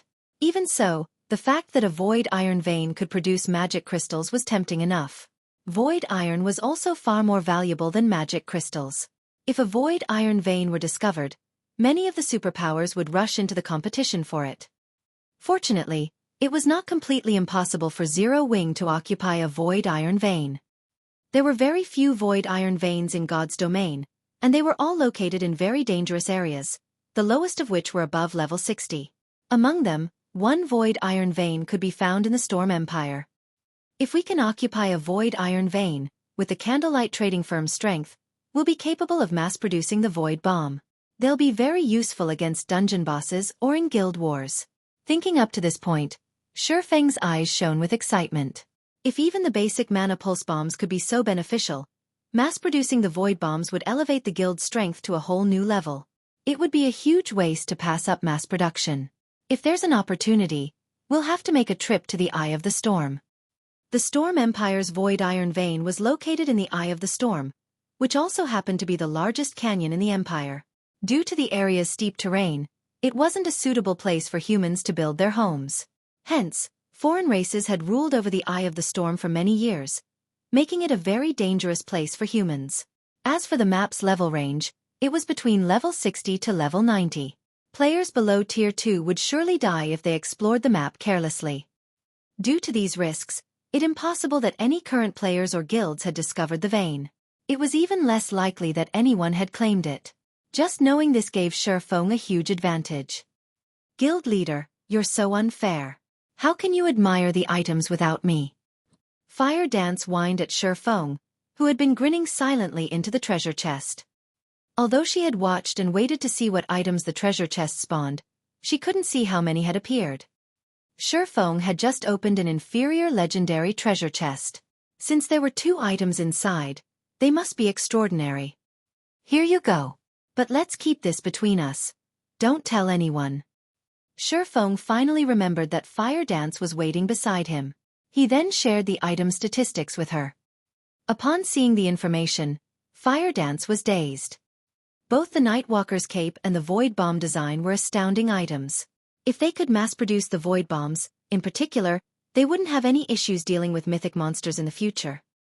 However, the fact that Xueqi could equip the Nightwalker's cape right now was even more shocking than the items themselves. Her 1,000 transformations only had an equipment requirement of 700 strength and 700 agility. Yet the Nightwalker's cape required 1,500 strength and 1,200 agility. Even level 50, Tier 2 players would be hard-pressed to meet such high requirements. Guild leader, what level are you right now? Fire Dance asked curiously. Level 50. Xueqi responded nonchalantly. He had no intention of hiding the truth from Fire Dance. Hearing this response, Fire Dance was speechless. She knew that Xueqi possessed a hidden class. Moreover, leveling up his class required double the EXP of a normal class. Meanwhile, she had been trying desperately to level up. She had even taken down so many bosses with Xueqi.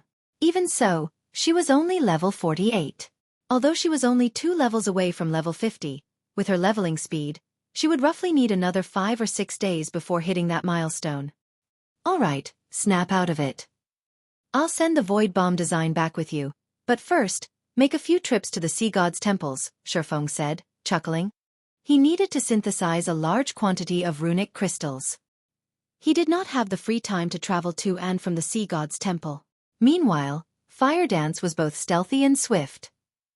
As long as she held the Stormwind emblem, she could convert the runic crystals into Sea God's temple points before converting those into Sea God's blessings. Following which, Xueqi rapidly synthesized one runic crystal after another. A stack contained 100 individual runic fragments, and each synthesis required 50 fragments. Fortunately, the Philosopher's Stone had a synthesis success rate of 100%. In just a few seconds, Xueqi finished synthesizing a runic crystal. As Xueqi synthesized runic crystals and Fire Dance moved the runic fragments from the shop's warehouse to the 2nd floor. Damn it! Why is that bastard still inside the shop? How many does he intend to buy? Scorpion muttered in annoyance as he glared at the grocery store opposite of the open-air bar he watched from. As he did not want to alert Xueqi of his presence, he did not dare move too close to the swordsman. After all, experts of their standards were extremely sensitive to their environments. If he accidentally leaked the slightest killing intent, Xueqi was likely to discover him. When stalking targets of Xueqi's caliber, he maintained a distance of over 200 yards. Stormwind Town's security was much stricter than Blue Jade City's. Although these guards' levels were lower, there wasn't much difference to players of his level. They would die instantly either way. He couldn't afford to strike inside Stormwind Town. It would only be time to make his move after Xueqi left the town to grind or quest. Time passed quickly. Before Xueqi realized it, the 1,000 gold he had set up to purchase runic fragments had depleted. In the end, the shop had purchased 20,000 fragment stacks in total. With this, He had bought out nearly every player in Stormwind Town. However, news travels quickly, and players from other cities had discovered that a grocery store in Stormwind Town was purchasing runic fragments. They had rushed in from nearby towns and cities. Even now, a long line of players still waited by the shop's entrance. Crap! Why aren't they buying any more? I just arrived, for God's sake. Are you guys buying fragments tomorrow? I still have 30 stacks here. The players outside of the shop grew flustered, afraid that they had missed their chance to make some money. Dear customers, please rest assured that our store will purchase a large quantity of runic fragments every day. However, as we have already reached our quota for today, please come back tomorrow, one of the female NPCs managing the store formally announced as Xueqi had requested. Hearing the announcement, everyone outside the shop relaxed. Many reluctant players even decided to spend 2 silver coins to set a stall up beside the store. They intended to wait until the next day to sell off their runic fragments. The business district had grown quite lively. As more time passed, even more players rushed to the area as some set up stalls and others visited bars to chat while they passed the time. In less than half an hour, the crowd had doubled. Guild leader. Have these people lost their minds? They're actually willing to wait until tomorrow to sell their runic fragments? Fire Dance was confused as she watched the players crowd the street outside the shop. Rather than waiting here, doing nothing, it would be much more profitable to grind or quest. It isn't that easy to make money in God's domain. These players have particularly larger expenditures, Xueqi explained, smiling bitterly in response to Fire Dance's question. Fire Dance was a considerably powerful expert. After joining Zero Wing, her strength had even increased by leaps and bounds. Meanwhile, the guild paid for most of her costs, including her repair fees and the cost of her usual consumable items. In addition, she wore a set of top-tier equipment. Her equipment needs were met. Even if they weren't, her weapons and equipment were not easy to obtain for players or guilds. She was oblivious about the suffering independent players faced in God's domain. Most elite players in Sea's End only made 10 silver or so each day, and that was if they teamed up. They earned even less if they operated solo. Both land and sea monsters rarely dropped coins. They mainly dropped materials, and NPCs usually purchased these materials for very little. Yet selling one's stock to payers would require a lot of time. For the majority of these players, quests were their most profitable source of income. Unfortunately, very few players actually got their hands on high-quality quests. To these players, an opportunity to sell their runic fragments for 5 silver per stack was like a gift from heaven. If they had stockpiled fragments, they could easily make several gold. How could these players possibly bypass such a golden opportunity? Alright, now that we've traded for all of the sea god's blessings we can, it's time we leave this place.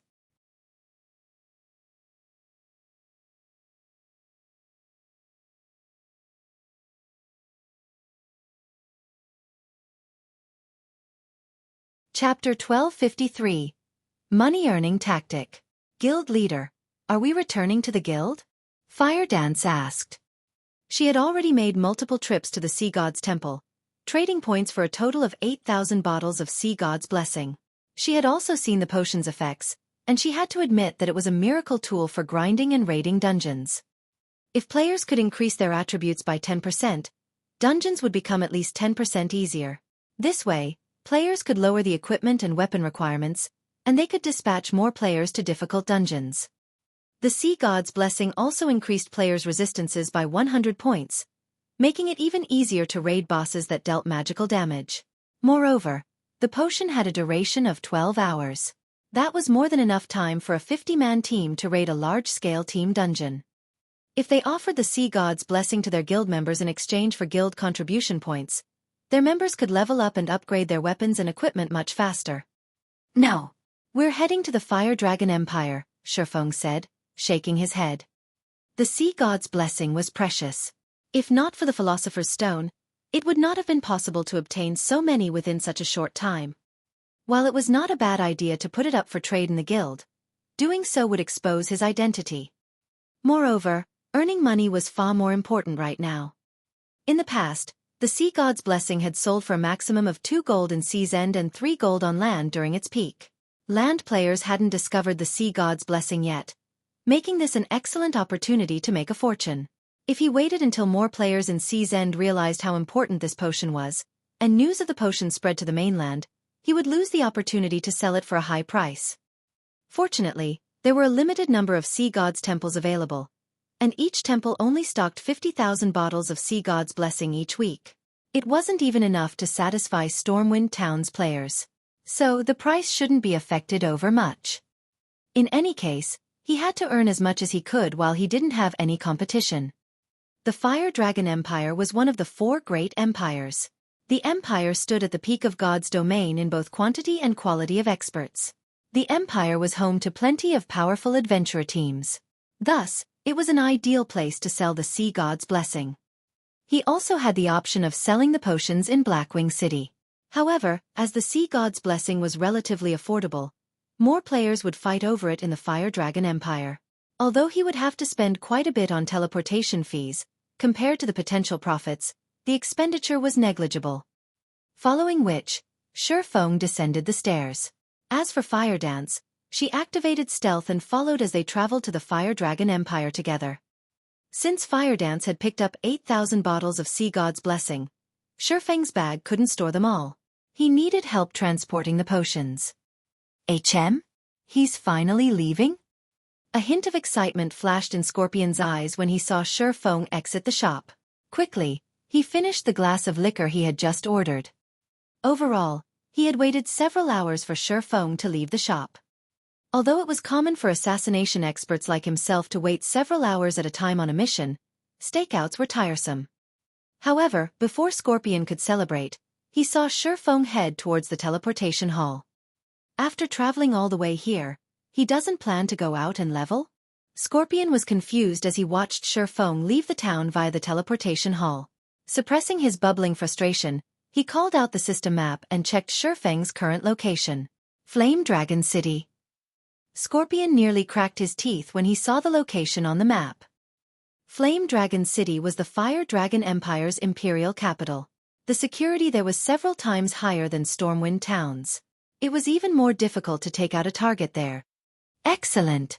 I refuse to believe you won't head out to level or quest at some point. Scorpion ground his teeth as he paid 7 gold, 20 silver to teleport to Flame Dragon City as well, his hatred of Xueqi growing ever stronger.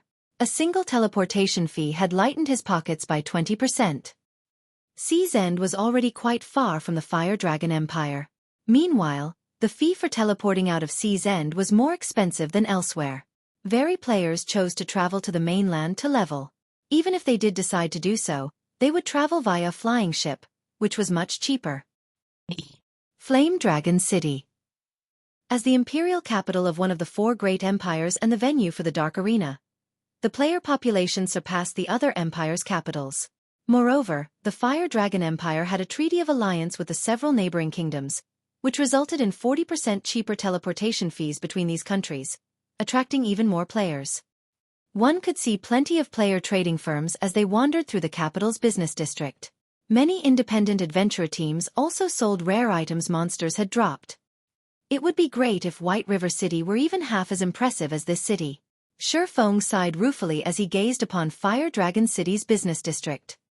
2-star shops were still extremely rare. Generally, only first-rate guilds had the capacity to set one up. However, as he walked through the business district, he saw plenty of 2-star shops. Moreover, Fire Dragon City had long since activated the flying transportation feature, allowing players to travel to leveling spots that could not be reached with teleportation arrays. The various trading firms displayed even more impressive merchandise. Even level 40 fine gold equipment was available for purchase. Only, the prices for such items were much higher than market value. It was clear that the shop owners did not want players to buy these items, intending to keep them on display. Only level 40 secret silver equipment and below sold normally. Even so, this was astounding. In Star Moon Kingdom, one typically only found level 40 secret silver equipment in the auction houses. After all, God's Domain's mainstream players had yet to reach level 40. Meanwhile, it was because these trading firms sold the best equipment available that adventurer teams visited so frequently. After all, they might come across weapons or equipment that suited them. However, Xueqi wasn't here to visit these shops. Rather, he was bound for the auction house. The Fire Dragon Auction House was the largest auction house in the Fire Dragon Empire. The empire itself ran the establishment. Players throughout the empire's various major cities could view every item sold here.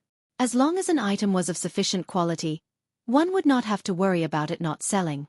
Only, the processing fee was somewhat expensive, as high as 15% of the final selling price. In addition, the auction house charged a storage fee. The longer an item lingered in the auction house, the higher the fee would be. If one sold an item that was not particularly attractive, they might actually lose money. After arriving at the Fire Dragon Auction House, Fire Dance was amazed by the breathtaking view. The Fire Dragon Auction House was humongous. It was even larger than Blackwing City's Blackwing Auction House. It easily took up an area of 3 or 4 stadiums with a 50,000 capacity. Moreover, the auction house had 100 floors and was over 700 meters tall. A sea of players drifted in and out of the auction house. Independent players, members of small guilds, as well as members of large guilds were here to purchase materials. Xueqi wasn't particularly moved. After all, he had seen the Fire Dragon Auction House when Flame Dragon City had been at its peak. Far more players had visited the auction house back then. After entering the auction house, one could see a large number of NPC waiters and administrators standing around the main hall. If players were lost, they could simply ask these NPCs for directions. These NPCs would then provide them detailed explanations of the auction house. Once inside the building, Xueqi approached the item sale area. As there were many players seeking to sell their items, despite so many NPCs, Xueqi had to wait for some time before his turn. "Sir, may I know what item you wish to sell today?" the female NPC staff member asked, smiling. "I wish to sell this item. Please appraise it," Xueqi said as he handed a bottle of Sea God's Blessing to the NPC receptionist. The Fire Dragon Auction House operated somewhat differently from the auction houses in other kingdoms and empires. Normal items were not accepted here. Only items of bronze rank or above could be sold here. Furthermore, players weren't allowed to set any random price. They had to abide by the NPC's minimum price. Of course, players could set higher prices. "Sir, the starting price for the Sea God's Blessing is set at 1 gold, 20 silver. Storage for 24 hours will cost 3 silver, or you can store the item for 48 hours at 6 silver, the NPC receptionist reported once she finished appraising the potion. "I'd like to set the starting price at 1 gold, 60 silver and store the item for only 24 hours. I will sell 3,000 bottles in total. Sell 150 bottles every 1 hour, Xueqi said as he retrieved 1 bottle of Sea God's Blessing after another. Seeing so many bottles of Sea God's Blessing, the NPC receptionist was momentarily stunned. However, she recovered quickly and accepted the 3,000 bottles.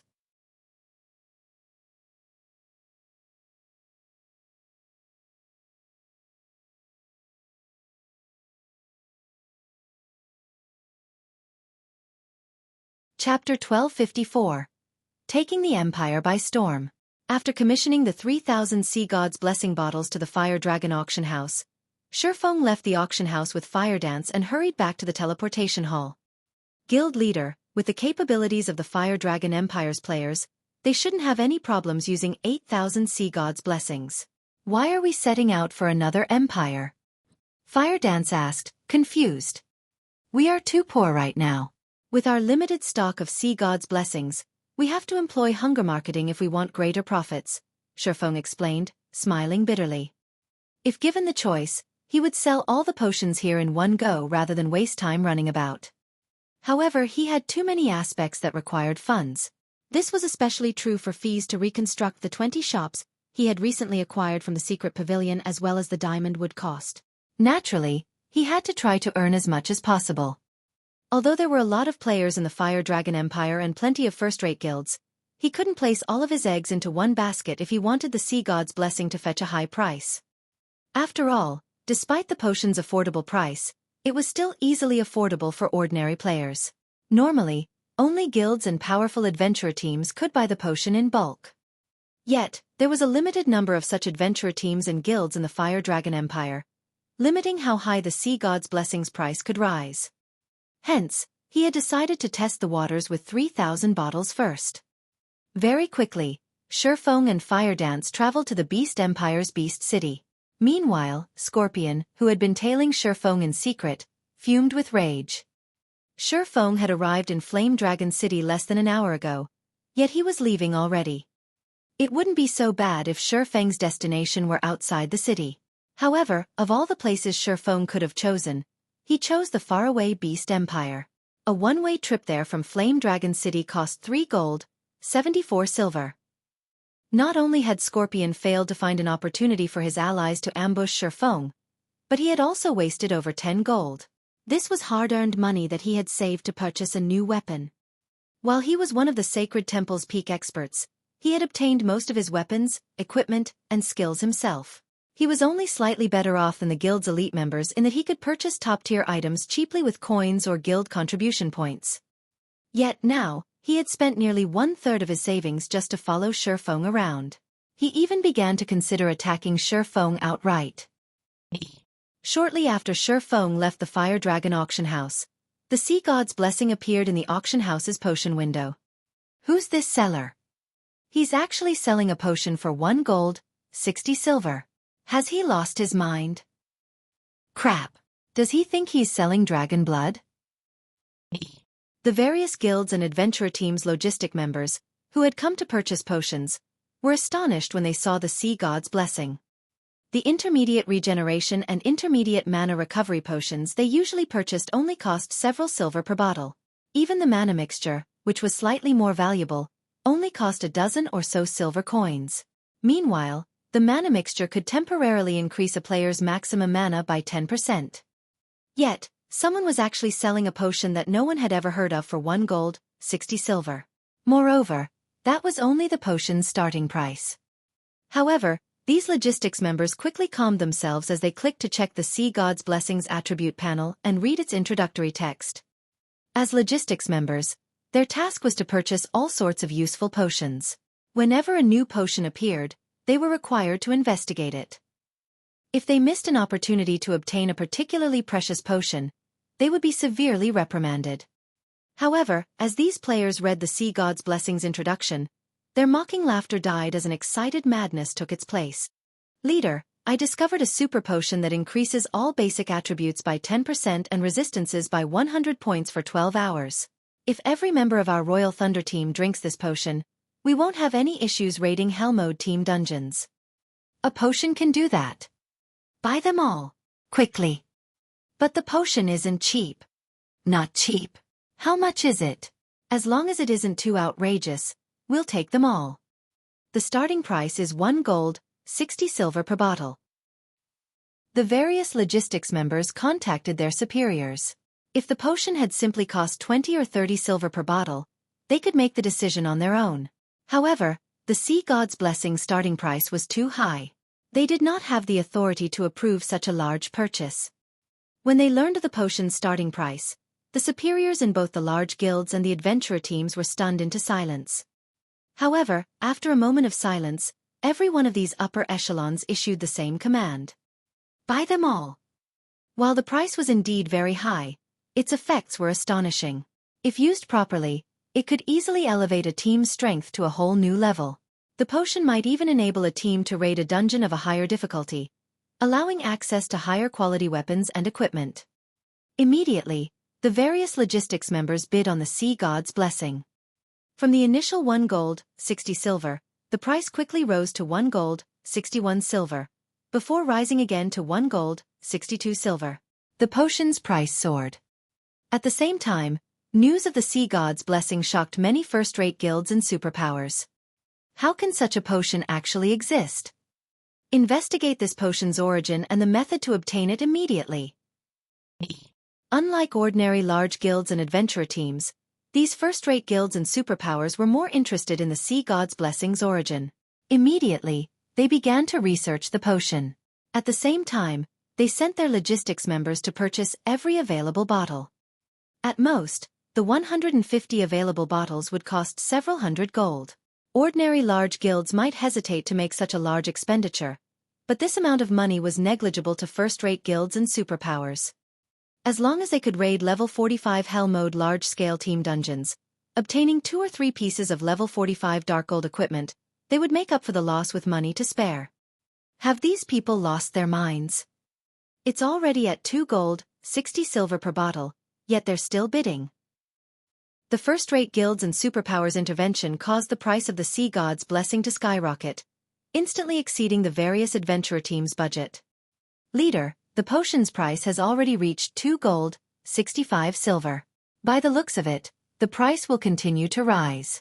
I no longer have enough coins on hand to buy all of the potions. Damn it! This is definitely those first-rate guilds doing. But this is our best opportunity to take down a Hell Mode team dungeon. We cannot miss this chance.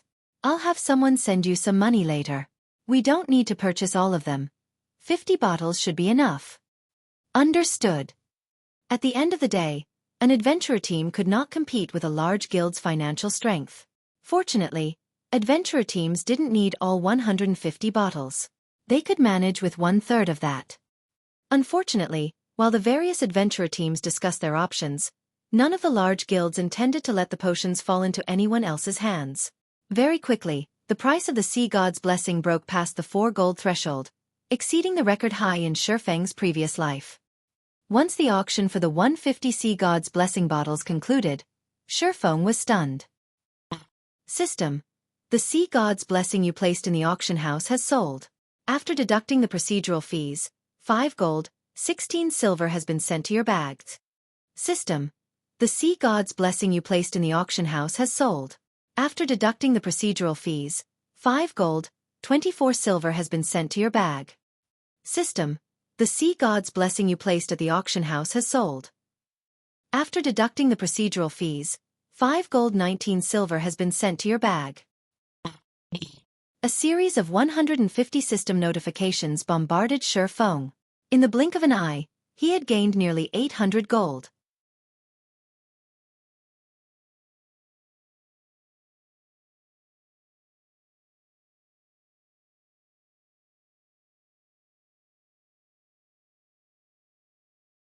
Chapter 1255. Competitors. Guild Leader, what happened? Fire Dance asked when she noticed Xueqi's joyful smile. It's nothing. I just made a small profit, that's all, Xueqi replied, chuckling. In the past, the Sea God's Blessing had only sold for 3 gold during its peak.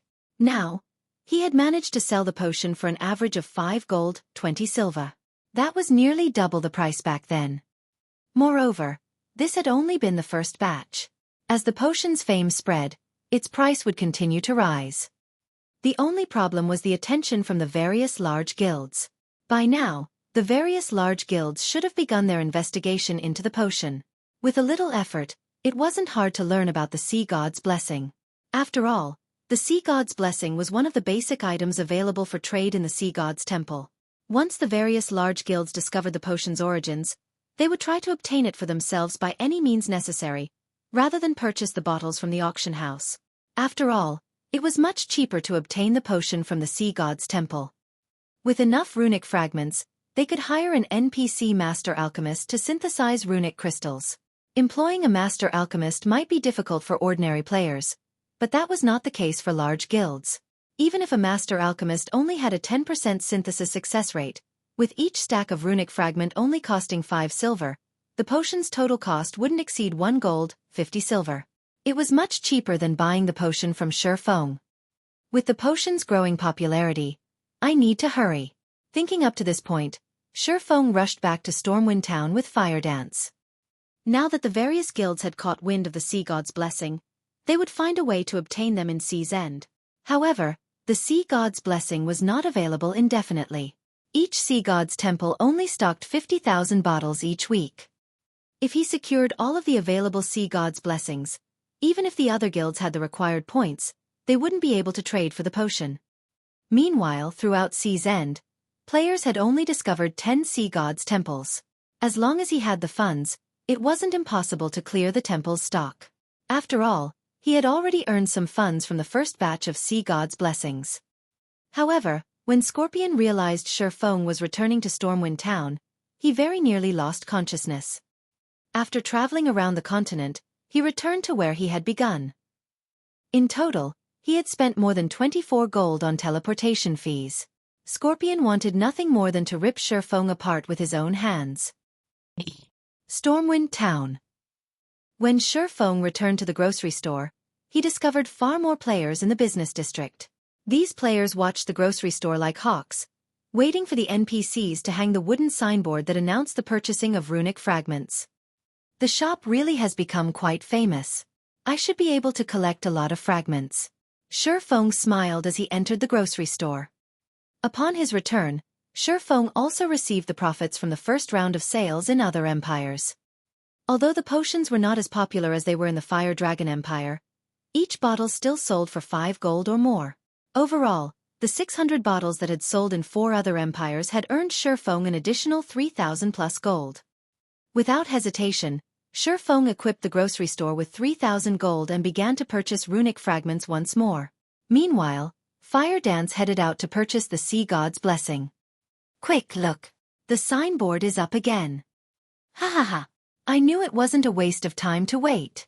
I've purchased a ton of runic fragments from other cities. I'll make a fortune. When the waiting players saw the signboard, they charged into the shop. Among them, there were a few merchant players trying to make a profit through the price spread. After purchasing runic fragments in other NPC cities, these merchant players would come running to the grocery store to sell the fragments for 5 silver per stack. Even if they only earned 1 silver per stack, selling 5 or 600 stacks would earn them 5 or 6 gold. Even experts couldn't earn that much money in a single day. He had offered to purchase each stack of runic fragments for 5 silver precisely to inspire these merchant players to do the dirty work for him, purchasing fragments from other cities and saving him plenty of time. In just 10 minutes, the grocery store had purchased over 6,000 runic fragment stacks. This was far faster than before. Unfortunately, Xueqi's synthesis speed remained constant as the Philosopher's Stone could only synthesize 1 runic crystal at a time. Time passed quickly. Despite players' rush to sell their fragments, Xueqi's funds didn't decrease in the slightest. On the contrary, he continued to gain more coins. Very quickly, Xueqi had accumulated 20,000 gold. Meanwhile, Fire Dance had purchased the remaining 42,000 bottles of Sea God's Blessing in Stormwind Town's Sea God's Temple and stored them in the grocery store's warehouse. Following which, Xueqi sent the 20,000 gold he earned to Melancholic Smile, contacting her and saying, "Melancholic, I just sent you 20,000 gold. Once you receive it, start the new shop's reconstruction." The sooner those 20 shops were complete, the sooner they could purchase diamond wood. After all, if the other guilds learned about the diamond wood's value, it would become extremely difficult to purchase even if Zero Wing had the funds. 20,000. Guild leader, how did you get so much money? Melancholic Smile was momentarily dumbfounded. She had been managing both the Candlelight trading firm and Zero Wing's finances all this time, so she was very aware of their financial situation. Both the guild and the trading firm continued to expand. As a result, the cost of the guild's benefits rose each day. They also had to continue purchasing more materials. There was also the fact that Stone Forest Town had recently become an intermediate town, so they had plenty of buildings to construct. Practically all of the guild's funds had already been allocated. The guild simply had no money to spare right now. "I just made some money selling potions. I'll send the money for the diamond wood a little later," Xueqi said, chuckling. His current earnings were only the tip of the iceberg. If he could monopolize the Sea God's Blessing before the other guilds gathered enough points to trade for it, he could easily make several times more than his current profits. It was for this reason that he had sent Fire Dance to visit the other Sea Gods' temples to exchange their points for Sea God's Blessing. While Fire Dance visited the various Sea Gods' temples, Xueqi wandered throughout God's domain, selling the Sea God's blessings. Although he could only carry 4,000 bottles with him at a time, the potions' prices continued to increase. Excluding the Fire Dragon Empire, the Sea God's Blessing's maximum price had risen from 5 gold, 20 silver to 5 gold, 60 silver. The potion was far more popular than Xueqi had expected. However, by the time Xueqi was on his 4th visit to the various empires, the potion's popularity had calmed, the maximum price decreasing to roughly 5 gold. While Xueqi had expected the drop, he was surprised to see others selling the Sea God's Blessing in the various auction houses. He hadn't expected competition this early. Moreover, their starting prices were even lower than his, only 1 gold, 30 silver. Their sales volume was also quite significant. It was also because of this that the potions' prices had fallen so much. Guild leader, the Sea God's Temple I'm in only has a little over half its stock remaining.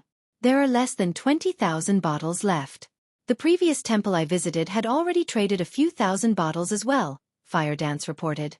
Should I purchase what's left of this temple's stock?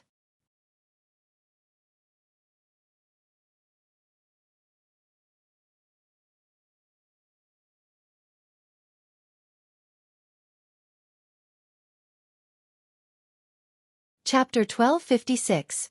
Tyrant vs. Lunatic. I've really underestimated them this time. Xueqi smiled bitterly as he shook his head. He had worried about the various Empire's guilds, yet he had completely forgotten about the various naval powers in Sea's End.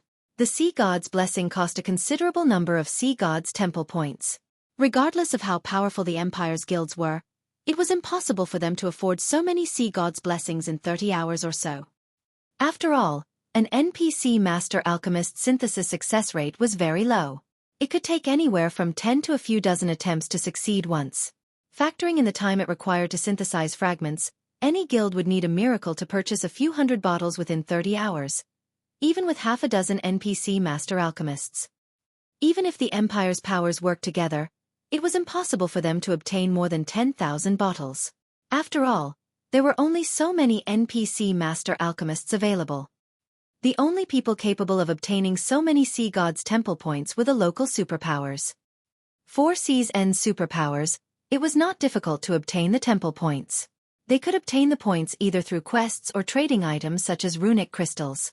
Not only could one obtain runic crystals through synthesis, but they could also obtain them by killing boss-grade sea monsters in Sea's End.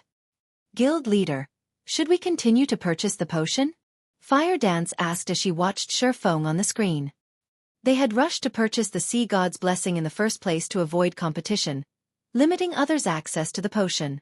Now that the Sea God's temple she was in had already traded over 30,000 bottles, this would impact their ability to sell the potion for a high price. Of course. Why wouldn't we? At worst, we'll earn a little less profit, Xueqi said, chuckling. Although competition would decrease the price, they could still earn coins at a frightening rate. Moreover, he had the Philosopher's Stone to synthesize runic fragments. Even if the potion sold at its minimum price, he would still make a profit. Furthermore, he had already met his initial goal. The Sea God's blessings price had surpassed his expectations. After repeated sales, he had over 60,000 gold on hand. It was enough to deal with matters such as his Tier 2 promotion, purchasing diamond wood, and reconstructing Stone Forest Town. They also had nearly 140,000 bottles in the grocery store's warehouse. Even if he sold the potion for 2 gold per bottle, he would have more than enough money to construct his city. Understood. After giving the matter some thought, Fire Dance understood Xueqi's reasoning. She also felt that she had been a little too greedy. Stormwind Town. After returning to the grocery store, Xueqi discovered that the crowd around the shop had disappeared. Now, there were only a few dozen people around. Every one of these players radiated an imposing aura, their very postures threatening anyone who dared to approach. Just as Xueqi neared the shop, a robust middle-aged man called out to him, "Friend, are you trying to sell off your runic fragments?" Xueqi nodded, pretending to be just another adventurer trying to make some gold. "I'd advise you to go elsewhere then. The House of Seas has quarantined this grocery store. Anyone who enters the shop will be declared an enemy of the House of Seas.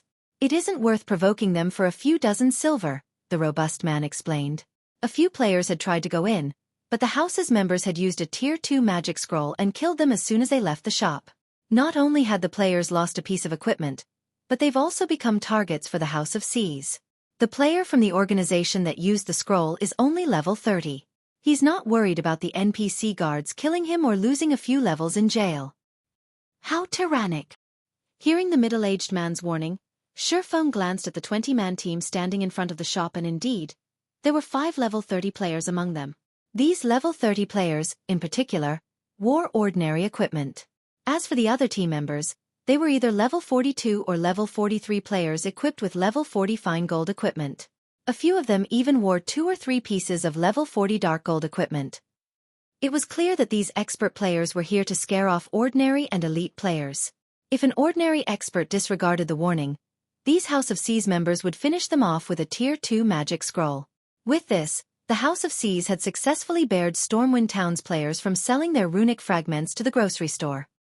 As long as players stopped selling their runic fragments, Xueqi would lose his source of runic crystals. Although he could travel around cities to purchase runic fragments himself, his acquisition rate would be many times slower. The House of Seas has always been tyrannical. There are only a few powers in Sea's End capable of competing with them. If independent players like us provoke them, we won't survive in Sea's End, the middle-aged man said, sighing. The House of Seas is searching madly for the shopkeeper. They've announced that the shopkeeper will have to operate under their management if they wish to continue in Sea's End. I feel bad for the guy. Just by opening a shop, he earned the ire of the House of. Ha! You're going in. Don't be stupid. Several people have already tried and failed. The middle-aged man suddenly noticed Xueqi approach the grocery store. If they target you, your life here will be over. Target. Xueqi chuckled. They've wanted me for a while now. You're already a target. The middle-aged man suddenly realized a possibility. His eyes widening, he stammered. Could you be the person they are? That's right. I'm the player you feel bad for, Xueqi nodded, grinning. He then continued towards the shop, leaving the middle-aged man behind. Has he lost his mind? The middle-aged man muttered, stunned. The House of Seas had searched frantically for the grocery store shopkeeper, yet this shopkeeper decided to reveal himself. It wasn't long before Xueqi reached the shop's entrance. Immediately, several House of Seas members blocked Xueqi's path. Brat, this store under the House of Seas control. Get lost. A level 43 shield warrior shouted. What if I don't? Xueqi asked, smirking. Kid, do you want to die? You dare to challenge the House of Seas authority? The shield warrior bellowed. He then turned to the several level 30 players beside him, ordering, kill this kid. I want to see who would dare approach this shop after watching this one die. A level 30 Cursemancer revealed a Tier 2 magic scroll and began to activate it. Immediately, a black magic array appeared behind the Cursemancer. 20 pitch-black blades then surfaced from the array and shot at Xueqi. Although a Tier 2 magic scroll was ineffective against great lords of the same level, it could kill current players, who had yet to reach Tier 2, instantly. Unless the target used an invulnerability skill of some sort, there was no escaping death. Boom, boom, boom. When the pitch-black blades collided with their target, the resulting impact threw dust and dirt into the air for several yards. The players wandering about the business district were stunned. What a fool! The level 43 shield warrior wore a contemptuous expression as he watched the cloud of dust and dirt. However, as soon as the shield warrior finished speaking, a familiar voice reached his ears. Are you sure about that? The shield warrior spun towards the voice's source. Before anyone had realized it, Xueqi had moved behind the level 30 Cursemancer. His blue long sword, which emitted arcs of electricity, protruded through the Cursemancer's heart. Although the Cursemancer tried to speak, his HP had already fallen to 0. His head rolled to the side as his body collapsed to the ground. A pair of level 30 bronze boots dropped beside his corpse.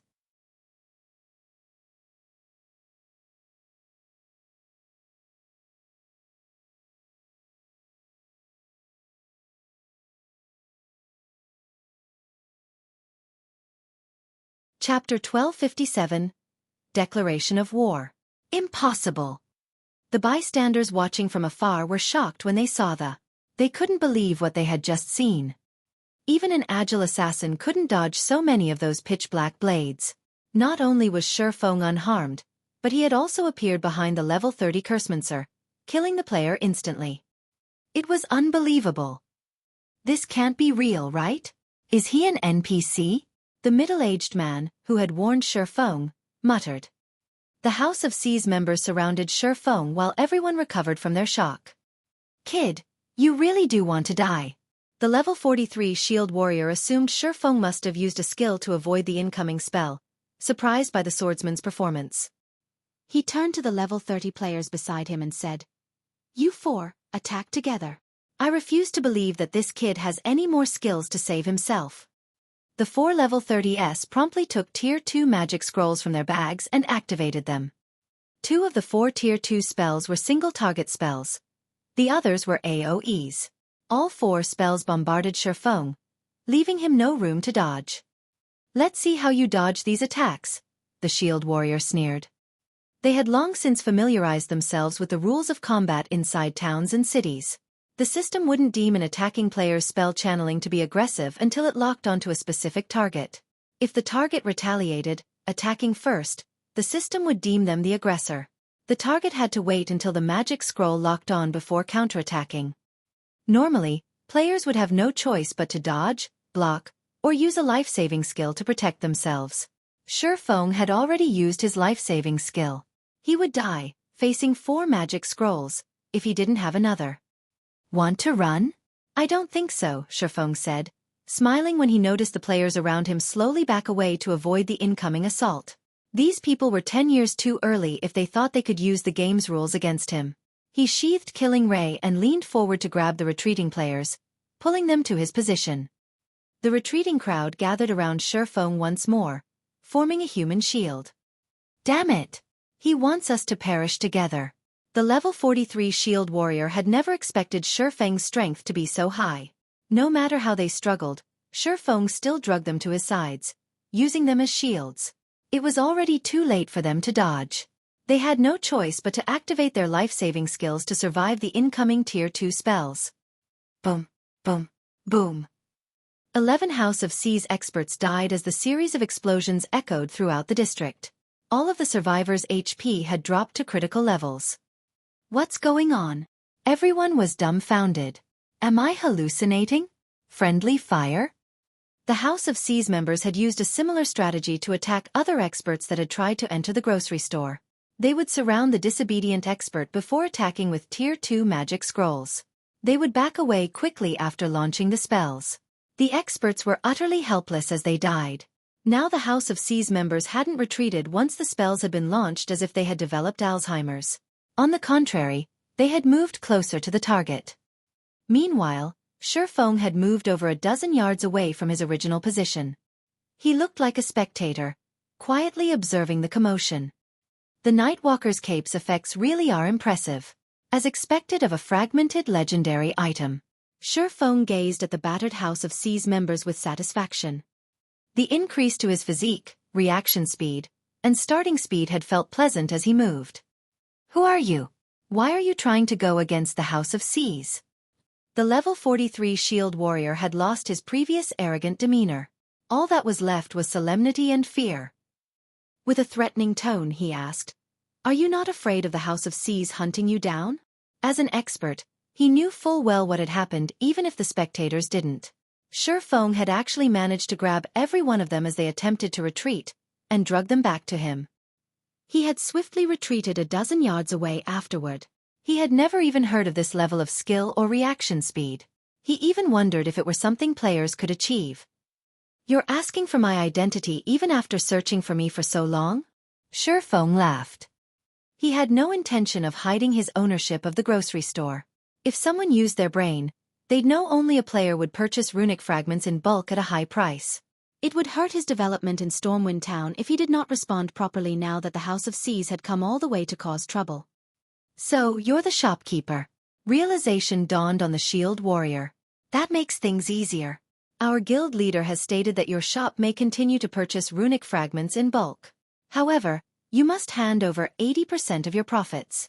Don't even think about running a shop in C's End in the future otherwise. Our House of C's will hunt you to the ends of God's domain." The fear on the shield warrior's face faded when he spoke of the guild leader's command, reverting to the prideful, confident expression he had before. It was as if the guild leader's command was a system rule, and no player could challenge it. None of the C's End players present doubted the validity of those boastful words no matter how laughable they seemed. The House of C's was one of C's End's overlords. It was the #1 ranking overlord. Even the mighty Freedom Alliance, not to mention the other powers at the C's End, had to show respect to the House of C's. The House of C's also possessed a shop in all 12 major cities in C's End. It was obvious just how powerful the guild was.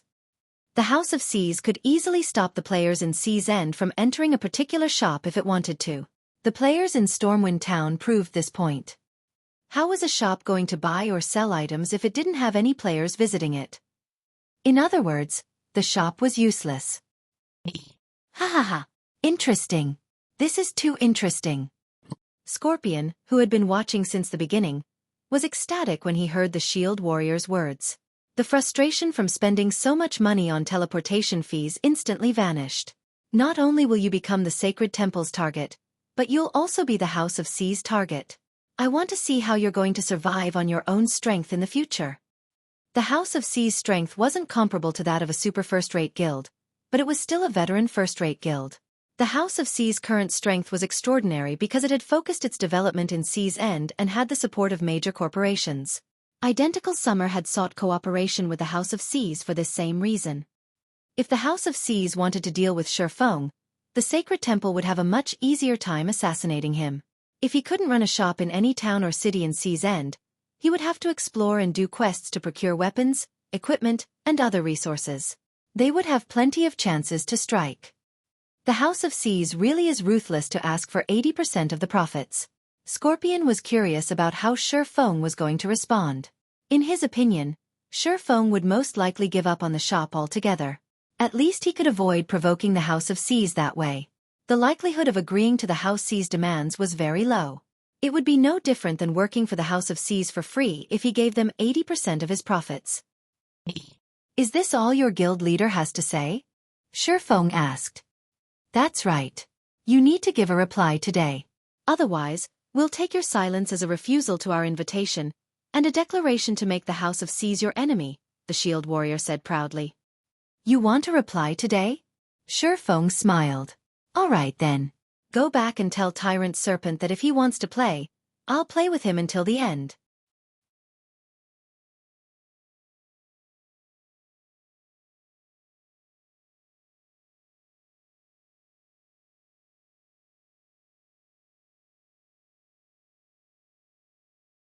Chapter 1258. Disturbance at Sea. Although Xueqi's tone had been casual, the entire business district had fallen silent when they heard his words. The spectating players stared at Xueqi with dumbfounded expressions on their faces. A lunatic! He's a lunatic!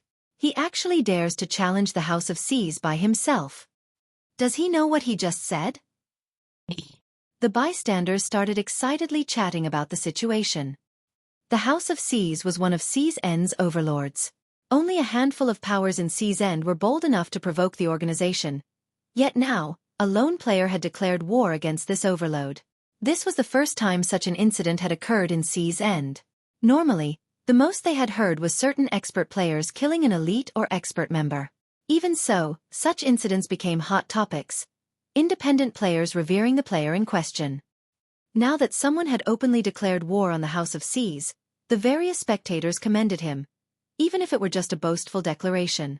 It was enough to shock players throughout C's End. Meanwhile, news of this matter quickly spread to C's End's official forums. Mysterious expert openly declares war on the House of C's. The instant this post published, it sent waves throughout C's End. Does this guy want to die? Or does he plan to delete his account and start a new one? After receiving such a challenge, the House of C's will never live this down if they don't kill that player back to level 0. I heard that the House of C's is trying to take 80% of that player's profits. Anybody in their position would retaliate. He's still a fool. The House of C's has plenty of members and influence. They even have ways of hunting down assassin players. Since he's just a swordsman, he will have a hard time going out to level up from now on. That shouldn't be the case. The player has hidden his identity and appearance. Causing trouble for him won't be so easy. What do you know? Don't you know that the various large guilds have tracking experts? There are also a few tracking tools available. Not even wearing a black cloak will help this guy. After all, the black cloak can only hide a person's basic information and appearance. It can't hide a person's figure and class. With how many members the House of C's has, they can easily send a few assassins to keep an eye on him. This guy is simply too amazing. Even if he dies back to level 0, his achievement will be recorded in God's domain's history. None of the players on the official forums had an optimistic view of Xueqi's foolish actions. However, they were happy to see such an incident. At the very least, The event would spark conversations during their daily visits to the bar. Meanwhile, back in Stormwind Town's business district, the several surviving members of the House of Seas were dazed for a long moment upon hearing Xuefeng's reply. They even wondered if they had heard wrong. What a joke! They were the House of Seas, one of Sea's End's overlords. Only a handful of superpowers in Sea's End would dare to declare war against them. Even if they wanted to, they'd have to spend a long time considering the consequences before making a decision. They would avoid war unless it was absolutely necessary. Yet, now, the proprietor of a measly grocery store had declared war on the House of Seas. This was simply a mockery. "This is your reply?" the level 43 shield warrior asked in a chilling tone. "That's right. No matter how many times you ask, my answer will be the same. If you want a war, then let's do it," Xuefeng said nonchalantly. While the House of Seas possessed an extraordinary background, unfortunately, Sea's End was simply too far away from Star Moon Kingdom. Even if his identity were exposed, Xuefeng would not be afraid to declare war. Moreover, he needed to rely on the sea god's blessing as a long-term source of income.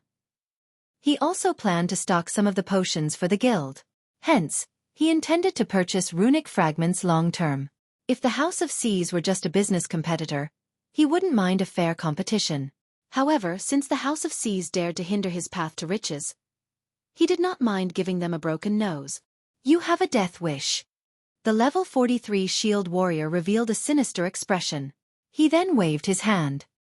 Immediately, 200 players suddenly surged onto the street. These players all wore the House of Seas guild emblem, and they were all level 41 and above. Quite a few had even reached level 43. The most inferior equipment they wore was level 40 fine gold rank, while quite a few had 4 or 5 pieces of level 40 dark gold equipment. Every one of these players radiated killing intent. They were clearly one of the House of Seas expert teams. Without paying heed to the NPC guards that had already reached the business district, they formed a tight circle around Xuefeng. Unlike the House of Seas members that had blocked off the grocery store's entrance, these experts had originally been leveling and questing around Stormwind Town. They were not originally tasked to deal with Xuefeng. Only, after Xuefeng's declaration of war, they had no choice but to take action. Meanwhile, Scorpion, who watched from afar, was overjoyed. "Ha ha ha! Now that this concerns the guild's reputation, the House of Seas won't let you get away even if they have to sacrifice their expert team." Scorpion was thrilled as he watched at Xuefeng. Immediately, he contacted Uncle Lee and said, "Uncle Lee, I've found an opportunity to strike. The target is currently in Stormwind Town's business district and is surrounded by the House of Seas expert team. If Uncle Lee's party tried to assassinate Xuefeng normally, the battle would likely drag on. If the fight drug on for too long and the NPC guards arrived, killing Xuefeng would become even more difficult. Moreover, they wouldn't be able to escape, perishing alongside Xuefeng. Although they might have achieved their objective, their side would similarly suffer heavy losses. This was not a trade they were willing to make. After all, they were at least peak experts, not ordinary experts. Even if they had to die at the very least, they had to make it worth it, trading one life for another rather than an entire party for one unknown player. Now, with the House of Seas members serving as a shield, not only would they distract the NPC guards, but they could also help expose Xuefeng's weakness, giving Uncle Lee and the others an opportunity to strike a fatal blow. "No need to tell me. I've already seen the video on the forums. We're making our way there right now. If you see an opportunity and are confident, don't wait for us to take action," Uncle Lee instructed. "Uncle Lee, rest assured. That brat has made me waste over 100 gold. If I get a chance, I will take his life," Scorpion said. So far, he had toured the continent of God's domain with Xuefeng 4 times. To continue his mission, he had even been forced to borrow over 100 gold from 100 Leaves. If he could not complete his mission, he would be saddled with debts. How could he possibly miss a chance to kill Xuefeng? Despite Xuefeng being a peak expert, against 200 experts from the House of Seas, he would undoubtedly lose his life. And in the event that he survived, he'd be forced to flee. As for the swordsman's powerful AoE skills, he couldn't use them easily inside the town. If he accidentally attacked any bystanders, the NPC guards would pounce. When the battle began, Xuefeng would definitely be forced to exercise caution, preventing him from using many of his skills. Even a domain expert would expose gaps in their defense. As Scorpion contemplated the situation, the 200 House of Seas experts were finally in position. 3 level 43 shield warriors at the forefront immediately activated charge, rushing at him from 3 directions and giving Xueqi no room to dodge.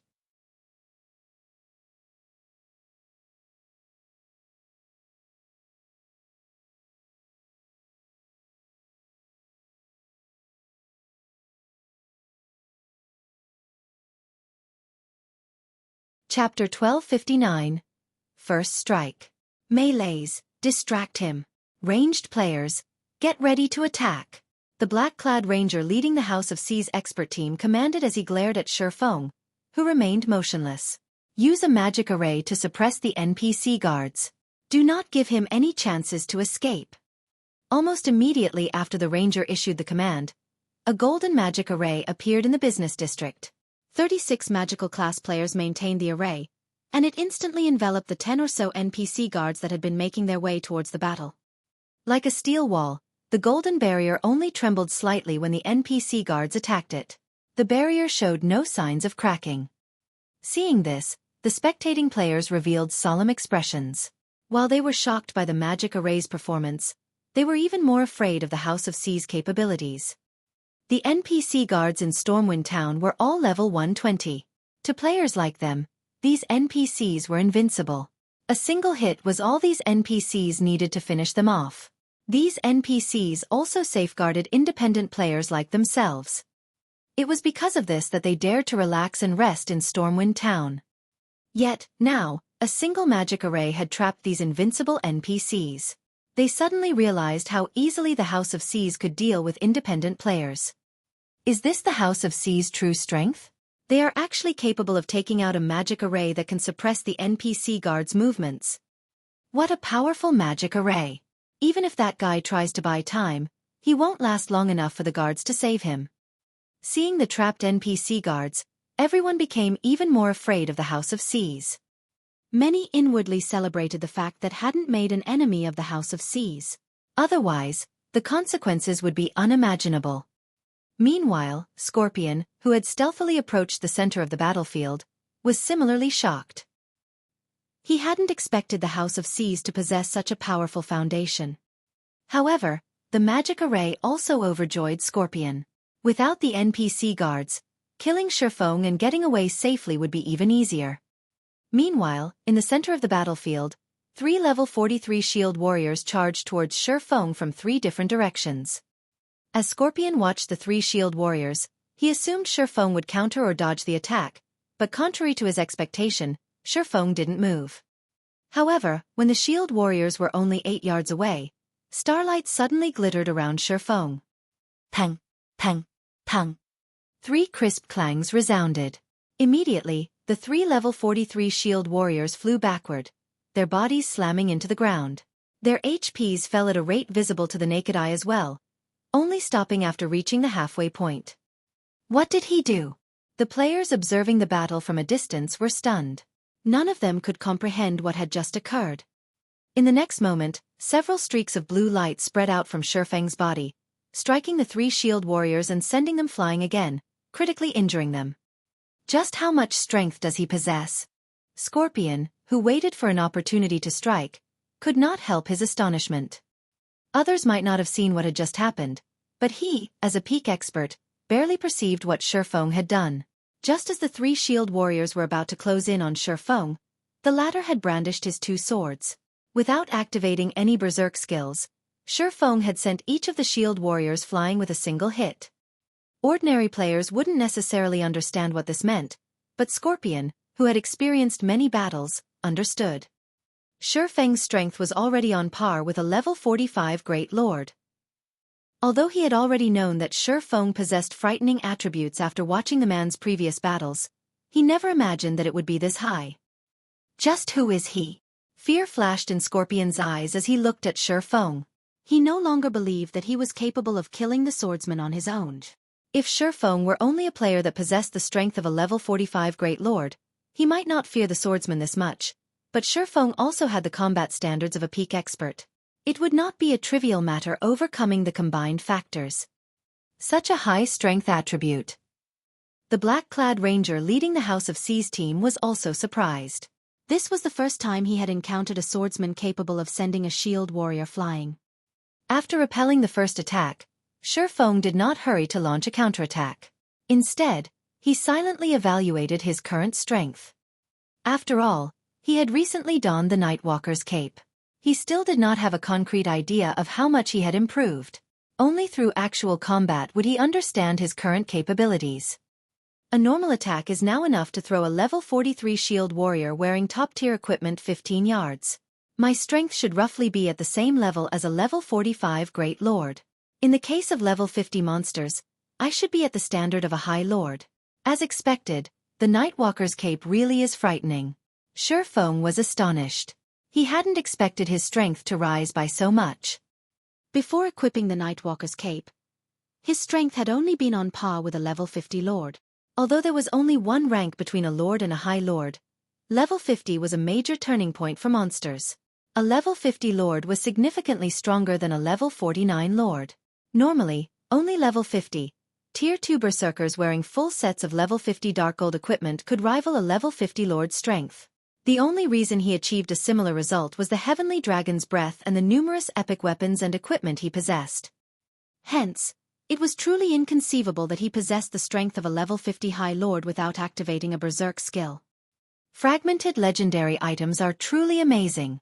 Just by equipping two, I have grown so much stronger. It really makes one wonder how terrifying those fellows with a legendary item and numerous fragmented legendary items were. Xueqi sighed ruefully as this thought ran through his mind. If his strength is so high, he must have activated a berserk skill. But why don't I see any signs of one? The black-clad ranger was confused as he stared at Xueqi. However, he quickly shook the thought from his mind. Forget it. Even if he has ridiculously high strength, at the end of the day, he is still only one player. He can't fend off our attacks too many times. The second MT group. Advance. Coordinate your movements with the first group to pin him down. Activate all of your life-saving skills and berserk skills. Healers, focus everything you have on them. Ranged players, start attacking. I want to see just how long he can last. Immediately, 3 Guardian Knights stepped forward. Joining the 3 Shield Warriors, all 6 MTs activated their berserk skills and life-saving skills as they executed a joint attack from multiple directions. Simultaneously, the dozens of ranged players standing in the distance launched their attacks, blotting out the sky with spells and arrows. Now that I've completed my initial evaluation, it's about time to this battle. Xueqi glanced at the 6 MTs, whose HPs exceeded 50,000, as he activated Heavenly Dragon's power. Immediately, his strength rose by 150%, HP by 500%, and defense by 300%. He then took a step forward and vanished. Where did he go? The black-clad ranger looked around. However, despite his efforts, he failed to find any traces of Xueqi. The rest of the players wore similarly blank expressions as they wondered how a living, breathing human had disappeared without a trace. As the crowd searched for Xueqi, the 6 MTs suddenly collapsed, numerous bloody roses blooming across their bodies. How? The black-clad ranger was flabbergasted when he saw Xueqi reappear and the MTs collapse. His mind failed to process what had just happened. Just what did he do?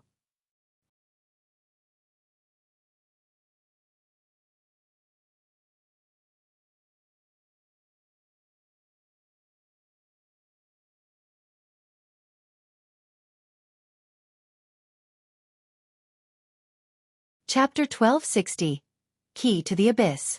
While everyone struggled with their confusion, Xueqi advanced and dashed for the attacking ranged players. Don't stop attacking him. Absolutely do not let him approach. The black-clad ranger shouted. He then retrieved the longbow from his back and pulled it into a full moon, firing a series of 5 arrows at Xueqi. The other ranged players continued to fire various spells and arrows. Although they had clustered their attacks, Xueqi continued forward while executing Sword's Orbit to defend himself. Not only had he avoided every attack, but he had also swiftly arrived before a group of magical class players. Suddenly, a blue flash escaped Xueqi's right hand. 2 elementalists, each with nearly 20,000 HP, collapsed instantly. Following which, Xueqi took another step forward and appeared before a cursemancer. He struck again. In such a way, the House of C's member fell, one after another. Not even one lasted a brief moment against Xueqi. The swordsman dodged or blocked every attack against him. Despite the enemy's control skills, due to the aura of space, they failed to slow Xueqi down. At this point, the House of C's looked like a joke. Despite watching one ally collapse after another, the House of C's members were utterly helpless. How can this be possible? The level 43 shield warrior, who led the initial 20-man team, was stunned. He had expected Xueqi to die yet. Against a single player, the House of C's experts were powerless. The shield warrior even wondered if Xueqi was, in fact, a player. Compared to the House of C's members, the surrounding spectators were truly dumbfounded, their eyes nearly falling from their sockets. The House of C's was one of C's overlords. Not only did the guild have plenty of experts, but many of these experts were ridiculously strong. Any one of them could easily slaughter the crowd. Yet, in front of Xueqi, these experts were little more than balloons. With a single poke from Xueqi's blades, these experts popped. Sure enough, it is too much to ask the House of C's to defeat him. Scorpion could not help but sigh and shake his head as he watched the House of C's members die. The gap in attributes between both sides was simply too vast. One needed more than numbers to bridge this gap. Xueqi fought like a humanoid great lord. Moreover, he was a great lord that had reached the void realm. With his sharp senses, Xueqi could easily predict the movements of those around him and counter in time. In contrast, none of the players surrounding Xueqi could cope with his attacks. In this battle, the House of C's members basically faced a great lord of the same level that could prevent them from blocking, dodging, or parrying. All they could do was throw their lives away. Among those present, who could possibly receive a direct attack from a great lord of the same level and live to tell the tale? Furthermore, Xueqi had activated his berserk skill. Scorpion was relieved that he hadn't joined the fray earlier. Otherwise, he really would have pointlessly thrown his life away as well. In a short moment, the House of C's expert team had lost over 30 members. Against Xueqi's relentless momentum, some of the House of C's members had lost their courage, losing strength as they slumped to the ground, paralyzed. The difference between their strength and their opponents had taught them the meaning of despair. How can such a player exist? The black-clad ranger wore an ugly expression. His was an expert team from the House of C's. Even against a Grand Lord, they would not end up in such a miserable state. Moreover, their guild's prestige was on the line. If they allowed Xueqi to have his way today, the House of C's influence in C's End would plummet. The ranger even regretted coming to Stormwind Town. Had he gone elsewhere, he wouldn't have been dragged into this mess. With things as they are now, I can't hold anything back. As the black-clad ranger watched Xueqi massacre his allies, he reluctantly took an ancient gray scroll from his bag. He then unfurled it and began to chant the activation incantation. This magic scroll contained a Tier 3 curse, which he had saved for an important quest in the future. The curse was called Heaven's Punishment Blade. It was even capable of severely injuring mythic monsters. Even with invulnerability, the curse could not be avoided. The curse also dealt physical and magical damage. Die! The ranger shouted as he activated Heaven's Punishment Blade. Immediately, a pitch-black magic array formed above Xueqi. A massive, pitch-black sword gradually emerged, exuding a peerless aura. Heaven's Punishment Blade. Xueqi's expression darkened when he saw the pitch-black sword in the sky. The Heaven's Punishment Blade was a famous spell in God's domain because it could penetrate invulnerability. It was a super-rare scroll specifically used to kill abyssal guards. As the name suggested, abyssal guards defended the abyss passages. If outsiders opened a passage to the abyss and tried to enter, they would encounter the abyssal guards. Not only were the abyssal guards extremely strong, but when their HP fell to a critical level, they also became invulnerable. If one could not remove their invulnerability, they wouldn't have any hope of defeating these monsters. Hence, Heaven's Punishment Blade had become the key to the abyss. The curse was the equivalent of an entry ticket to the abyss. The abyss had a harsh environment and very few resources. However, while the abyss lacked most resources, 2 items could be found in abundance. The first was the 7 Luminaries crystal. It was an item that any guild or major corporation that invested in God's domain sought desperately.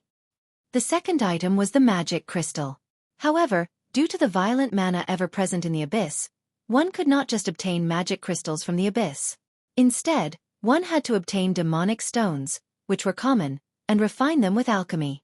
After refining demonic stones, one could obtain magic crystals and other precious byproducts. Countless guilds had tried to enter the abyss because of these two items. Xueqi had never expected the black-clad ranger to be insane enough to expend such a precious tool just to kill him. Very quickly, the pitch-black sword finished taking form.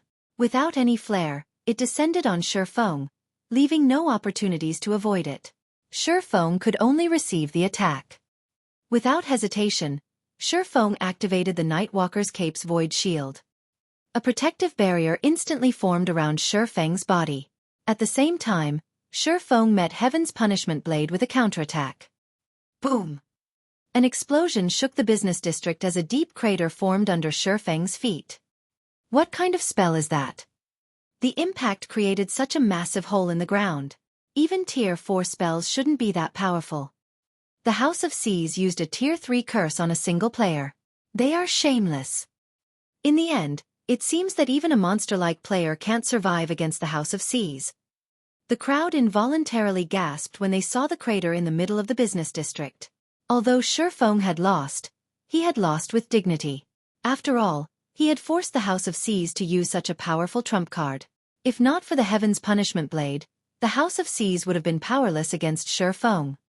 As everyone believed the battle to be over and the House of Seas members released sighs of relief, they suddenly saw a familiar figure standing before the black-clad ranger. How are you still alive?" the black-clad ranger stuttered, blood draining from his face as he gaped at Xueqi, who looked a little worse for wear. The Heaven's Punishment Blade could even rival a Tier 4 spell. Even mythic monsters would suffer heavy injuries, not to mention a Tier 1 player. Logically, Xueqi shouldn't have survived. However, what the black-clad ranger did not know was that, due to Heavenly Dragon's power, Xueqi's maximum HP had risen to over 200,000. Meanwhile, Void Shield created a barrier that had 10 times his maximum HP. Factoring in his defense and magic resistance, Xueqi survived Heaven's Punishment Blade with a little over 60,000 HP remaining. He had very nearly died. However, Xueqi did not offer the ranger an explanation as he swung Killing Ray. Although the ranger tried to defend himself with his bow, Xueqi adjusted Killing Ray's trajectory mid-swing, as if he had expected the ranger to defend himself, avoiding the bow, piercing the ranger's heart, and eliminating the player's HP. When the black-clad ranger who had commanded the team died, the House of Seas members' spirits finally broke, and they scattered. Xueqi didn't bother to chase down these players. After all, the NPC guards would hunt down anyone that had attacked him. If he attacked those that hadn't attacked him, the guards would hunt him instead. Chasing these players down was no longer important. As Xueqi looked for a place to sit and recover, he discovered that he couldn't remove any items from his bag. He couldn't access any of his skills, either. Suddenly, a silent figure appeared behind Xueqi. Even with Xueqi's sharp senses, he failed to detect the figure's arrival. It was as if this figure had melded with the environment. After the figure appeared, a silvery white dagger thrust into the back of Xueqi's head, moving with incredible speed. "Young lad, you really are something. You are the first person I've found that's so difficult to sneak up on."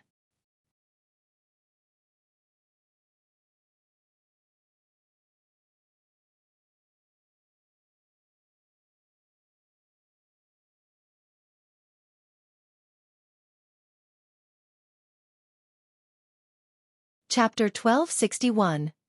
Expert Companion. Although Xueqi had sensed someone behind him, everything had happened too quickly. He couldn't use any of his skills or tools, and it was too late to turn around and defend himself. Instinctively, Xueqi bent his knees and leaped forward in an attempt to avoid the swiftly approaching dagger. However, no matter how hard Xueqi tried to avoid it, the weapon tracked his movements. In the end, he could only watch as the dagger closed in. Why is a domain realm expert here? After attempting to dodge, Xueqi realized that his attacker was an extraordinary expert. The discovery shocked him. If his opponent were merely a void realm expert like himself, Even without his skills, he could avoid the sneak attack. However, his opponent could predict his movements and force him into a corner. It wasn't the dagger itself that was so fast. Rather, it was his enemy's reaction speed.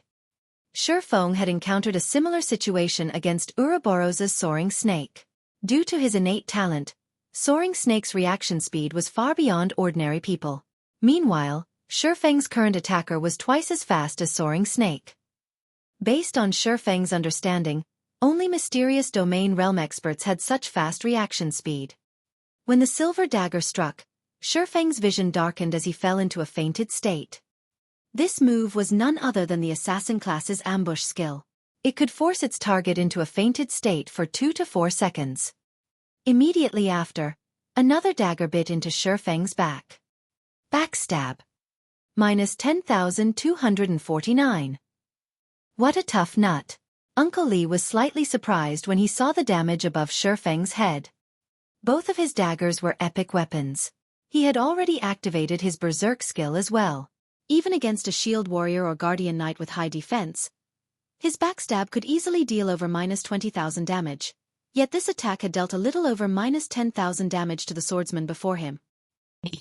A short distance away, 5 cloaked players watched the fight.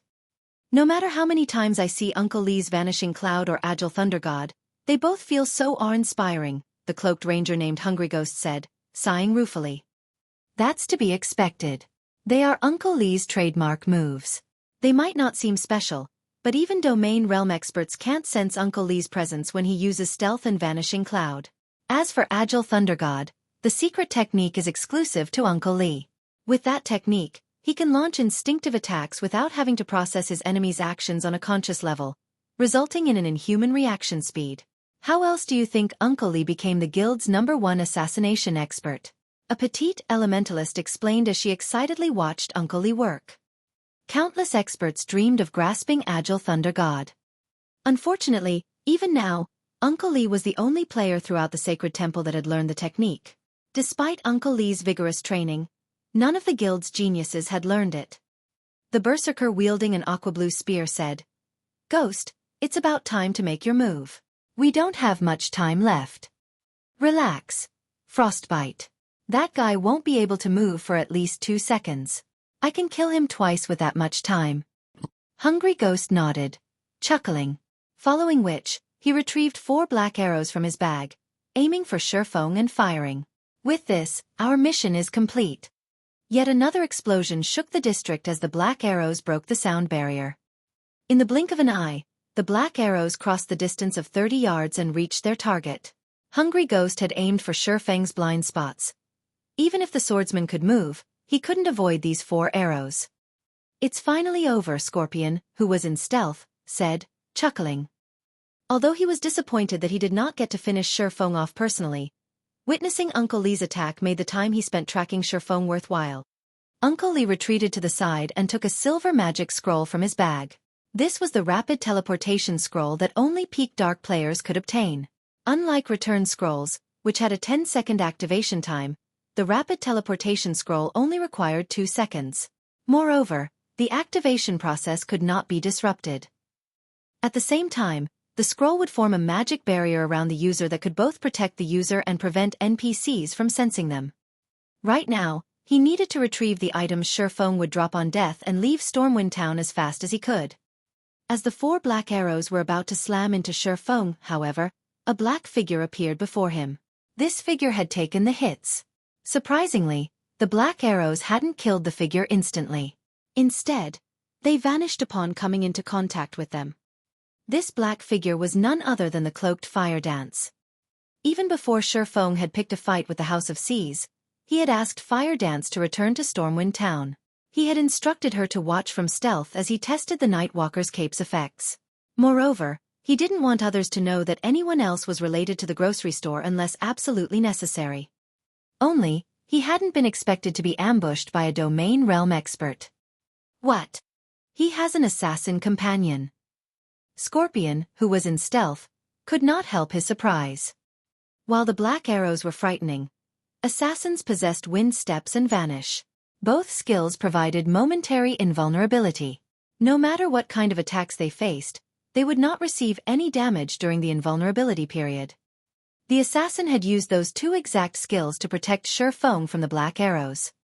Damn that scorpion! What has he been doing all this time? Hungry Ghost cursed. Didn't he say the target has been alone? Now that this assassin had disrupted their plans, it would become significantly harder to assassinate Xueqi in the future.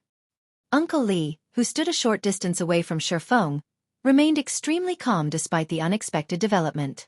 Without hesitation, he dashed forward, his daggers ready to end Xueqi. Although they had to change their plan, it did not change the fact that Xueqi was still in a fainted state and unable to move. Even without the black arrows, he had other means of taking Xueqi's life. After all, Xueqi only had around a quarter of his HP remaining. The black arrows were only overkill. Meanwhile, Hungry Ghost and the others regained their composure and assaulted Xueqi from all directions. Although Xueqi now had an assassin protector, the assassin class specialized in single targets. Against so many attackers at once, she couldn't protect the swordsman. However, as Uncle Li and his teammate were about to reach Xueqi, 5 more figures appeared around him. Why does he have so many companions? Hungry Ghost and the others were stunned. 6 players now surrounded Xueqi. A full party. At this point, Scorpion's surveillance was a joke. What Hungry Ghost and the others did not know was that this was one of 1000 Transformations' additional skills, Phantom. It allowed Fire Dance to create 5 copies of herself. However, Fire Dance had not activated Phantom to shock her opponents. She used the skill to cope with so many enemies. Phantom allowed her to switch places with any of her doppelgangers without a cooldown. Even without moving, Fire Dance could protect her guild leader from any direction. Moreover, thanks to illusory power and 1000 Transformations itself, Fire Dance's strength was only inferior to Xueqi's. Dang, dang, dang. Following which, Fire Dance easily blocked the incoming arrows and spells. Against Uncle Li's lightning-quick assassinate, Fire Dance countered with her fragmented legendary short sword. Pang! On her own, Fire Dance should not be capable of blocking Uncle Li's assassinate, which he empowered with Agile Thunder God. However, thanks to 1000 Transformations' hidden effect, she parried the attack in time. Fire Dance had only been forced to retreat by half a step even after receiving the attack. In contrast, Uncle Li had been forced 2 steps back, his HP falling by over 200.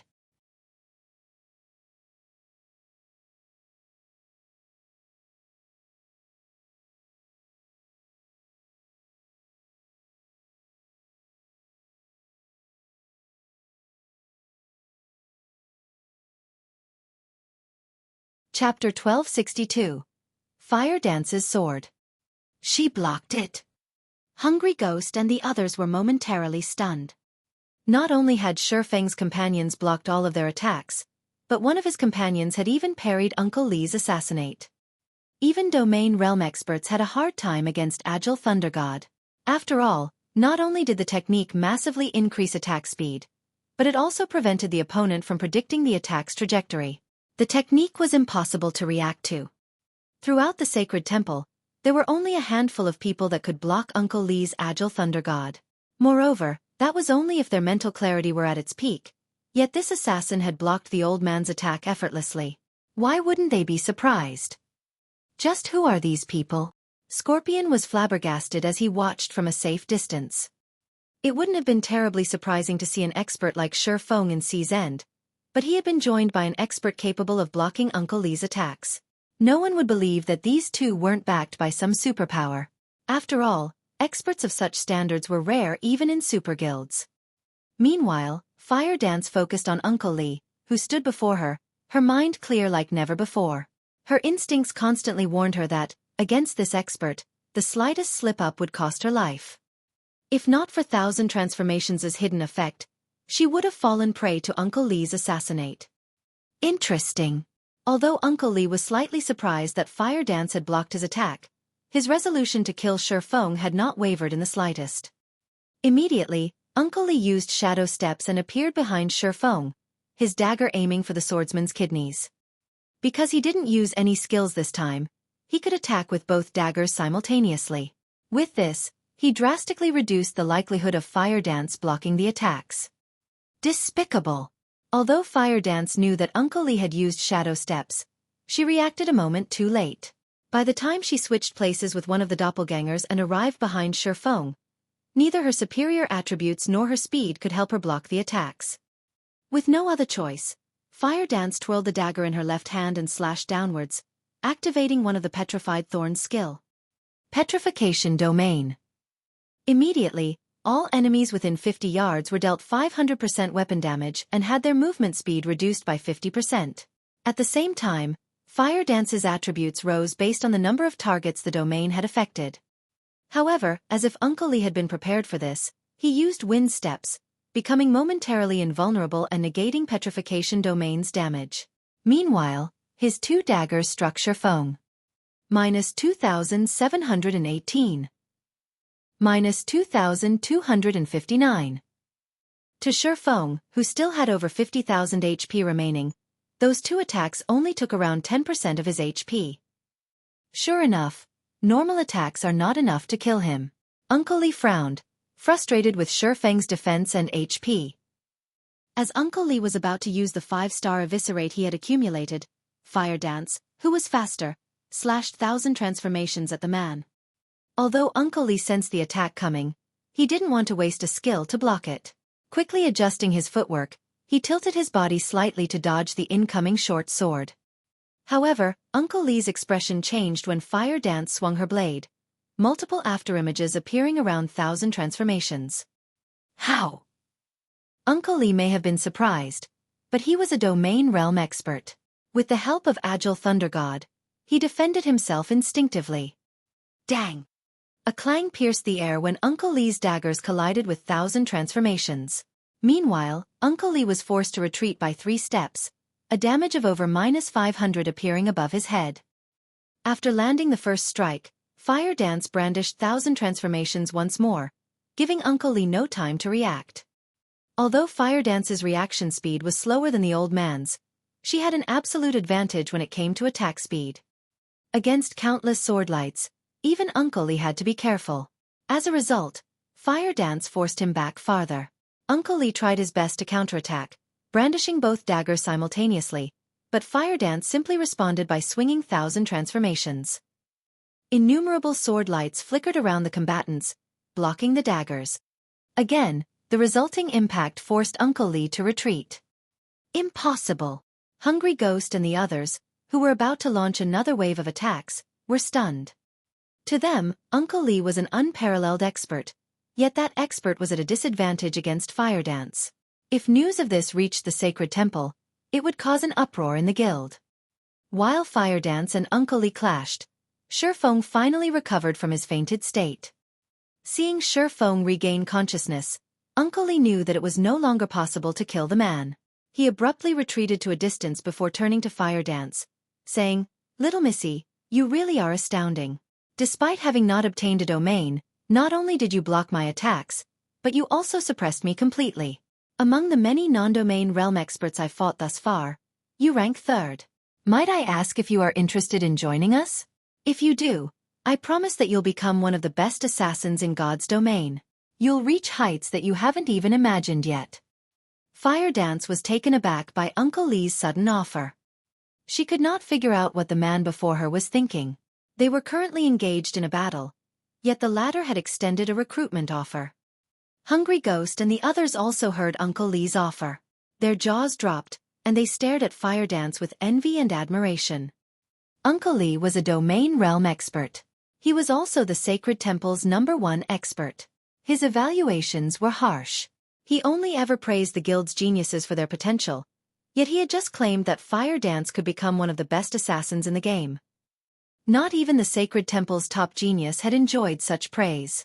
One could see just how much Fire Dance had impressed Uncle Lee. "Forget it. I will never join you." Fire Dance rejected Uncle Lee's offer without hesitation. "I doubt that I'll become God's domain's #1 assassin by joining your measly guild." Fire Dance's words instantly infuriated and frustrated Hungry Ghost and his companions. They sorely wished they could take the woman's place. They were talking about an offer for exclusive training under Uncle Lee. The Sacred Temple's geniuses hungered for such an opportunity, yet Fire Dance treated the offer as if it were an insult. Alright. If you change your mind, you can contact me with this. We will welcome you at any time. Uncle Lee could not help but sigh at Fire Dance's reply. He tossed her a communication scroll before turning to leave, vanishing. The communication scroll was a common tool in God's domain. Even if without being friends, they could communicate through the scroll. Only, it needed to be bound to someone first, then the wielder could contact the initial owner at any time. The scroll was mostly intended for players that wished to hide their identities. In Uncle Lee's opinion, Fire Dance was still too young. She had only replied in such a way because she had yet to understand just how powerful the experts at the top of the world were. Only after Fire Dance had fought those experts would she learn how vast this world truly was. At that time, she would seek him out. Meanwhile, upon realizing that Xueqi had recovered, Hungry Ghost and his team used their rapid teleportation scrolls and left Stormwind Town. Sea's End, Dark City Yasland. After using the rapid teleportation scroll, Hungry Ghost and the others arrived in Yasland, a lawless city. Even if one killed other players inside the city, the NPC guards paid no attention to the crime. The only reason these NPC patrols existed was to defend the city itself from those who sought to harm it. Uncle Lee, the target is stronger than we expected. Moreover, he has companions following him in secret. Should we ask for the Punishment Legion's help during our next attempt? We'll have a greater chance of eliminating the target, Hungry Ghost asked Uncle Lee, who had just teleported into the city. The Punishment Legion was the Sacred Temple's Assassination Legion. The Legion had specifically been formed to deal with other superpowers' key figures. Although the Legion's members were weaker than their party members individually, they had the advantage of numbers. They also had gear that gave them an advantage against other players. No need. We're giving up on this mission, Uncle Lee said, shaking his head.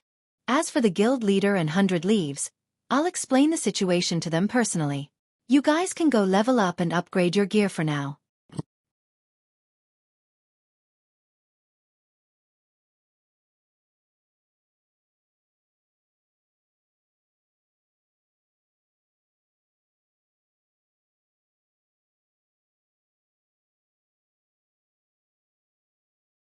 Chapter 1263. Becoming Famous at Sea. The Reef Sea, famed for its coral reefs, pearls, and other precious materials, was a level 40 to level 55 high-resource map. A short distance away from Reef Island, dozens of speedboats attacked a massive, level 53 sea monster. Unlike normal sea monsters, this was a boss, a chieftain-rank sea monster. It was also one of Reef Sea's overloads. Right now, this overlord had very little HP remaining. Its HP is at 20%. Advanced speedboats, back away. Let the bronze speedboats tank it. 100 Leaves commanded through the team chat. After the Freedom Alliance redistributed the leveling maps, the 8th Fleet's members traveled to the Reef Sea and Echo Canyon to level. The first thing they needed to do was kill the map's field bosses. The first reason was to guarantee their ship safety when exploring these maps, allowing their members easy access to towns and leveling spots. The second reason was to obtain the weapons and equipment these bosses dropped. Each map had a limited number of field bosses. Once these bosses were killed, they could take anywhere from 1 to 3 days to respawn. Each time players killed these bosses, they dropped fewer top-tier weapons and equipment when they respawned. Hence, when the area's major powers discovered a field boss, they swarmed to kill it immediately. This was also why conflict was so common in leveling maps. As independent players passed, they watched the 8th Fleet with shock and envy. The Freedom Alliance's 8th Fleet is so strong. They're actually challenging a 9-claw squid so soon after arriving. Even the Freedom Alliance's 2nd Fleet never dared to challenge this boss. Haven't you heard? There's been a huge shift in the Freedom Alliance's ranks. The 8th Fleet currently ranks the 2nd strongest. As for the 2nd Fleet, it's ranked 10th. We really got lucky this time. If they kill the 9-claw squid, it'll be easier to get to Reef Island. The passing players chatted as they watched the battle. Not only was the 9-claw squid one of Reef Sea's overlords, but it was also Reef Island's gatekeeper. Reef Island was a valuable location due to its ancient ruins. One could obtain plenty of treasures and top-tier items in those ruins. However, players had to get past the 9-claw squid before they could reach Reef Island. Sometime later, The nine-claw squid shrieked as its body slammed into the water. A large number of items then dropped around its body. The spectators drooled when they saw the loot. As this was the first time the nine-claw squid had been killed, it had dropped plenty of items. They could count at least 50 in total. Moreover, every item was top tier. If put up for auction, the items would easily sell for large sums. Of course, the 8th Fleet had also paid a considerable price for these items. In total, they had lost 3 advanced speedboats and 11 ordinary speedboats. The fleet's bronze speedboats also received varying amounts of damage. The repairs would be costly. Repairing ships was far more expensive than repairing weapons and equipment. Even an ordinary speedboat with half of its durability would cost around 2 or 3 gold to repair. Advanced speedboats could cost anywhere from 10 to 20 gold. Needless to say, bronze speedboats were even more expensive. Moreover, advanced shipwright. Someone collect the loot. Everyone else, rest up. We'll dock on Reef Island soon. 100 Leaves instructed. She then noticed the communication request from Uncle Lee revealing an excited expression. She accepted the call and asked, "Uncle Lee, have you dealt with the issue?" As far as she was concerned, once she dispatched Uncle Lee's party, Xueqi had no hope of survival. Uncle Lee must have contacted her to report his success. "No. The assassination failed," Uncle Lee said, shaking his head. "Failed." 100 Leaves was momentarily stunned. Quickly she reacted and asked, "Is he that strong?"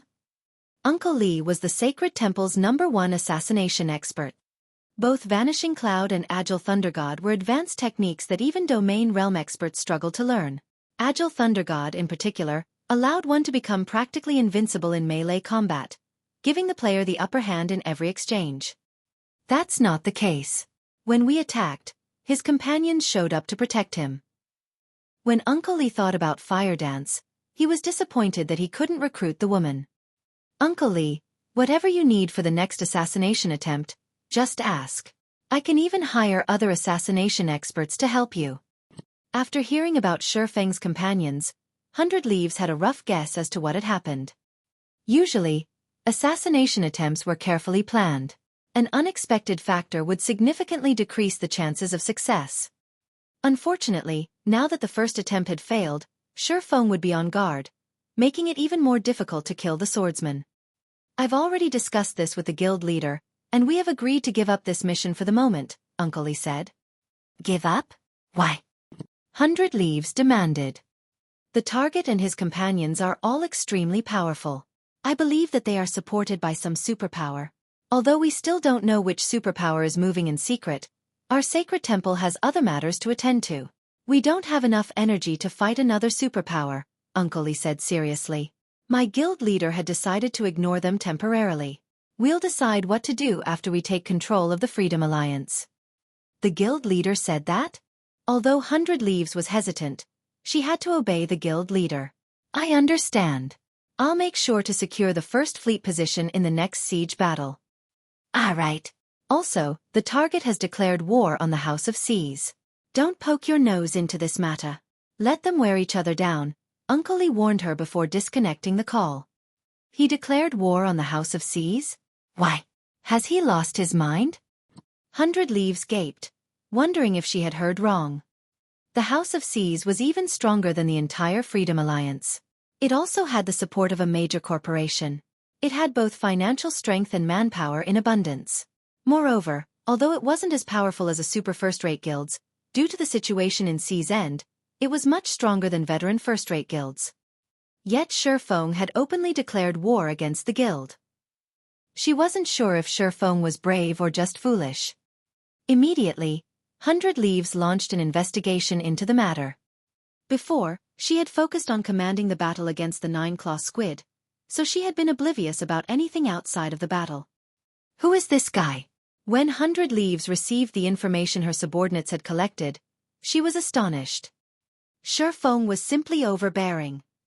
He actually intended to fight the House of Seas to the bitter end. Meanwhile, a storm brewed in the House of Seas' main headquarters in Meteorite City. Great! A single player dares to declare war against the House of Seas. Now, we're a laughingstock in Sea's End. Pass the word.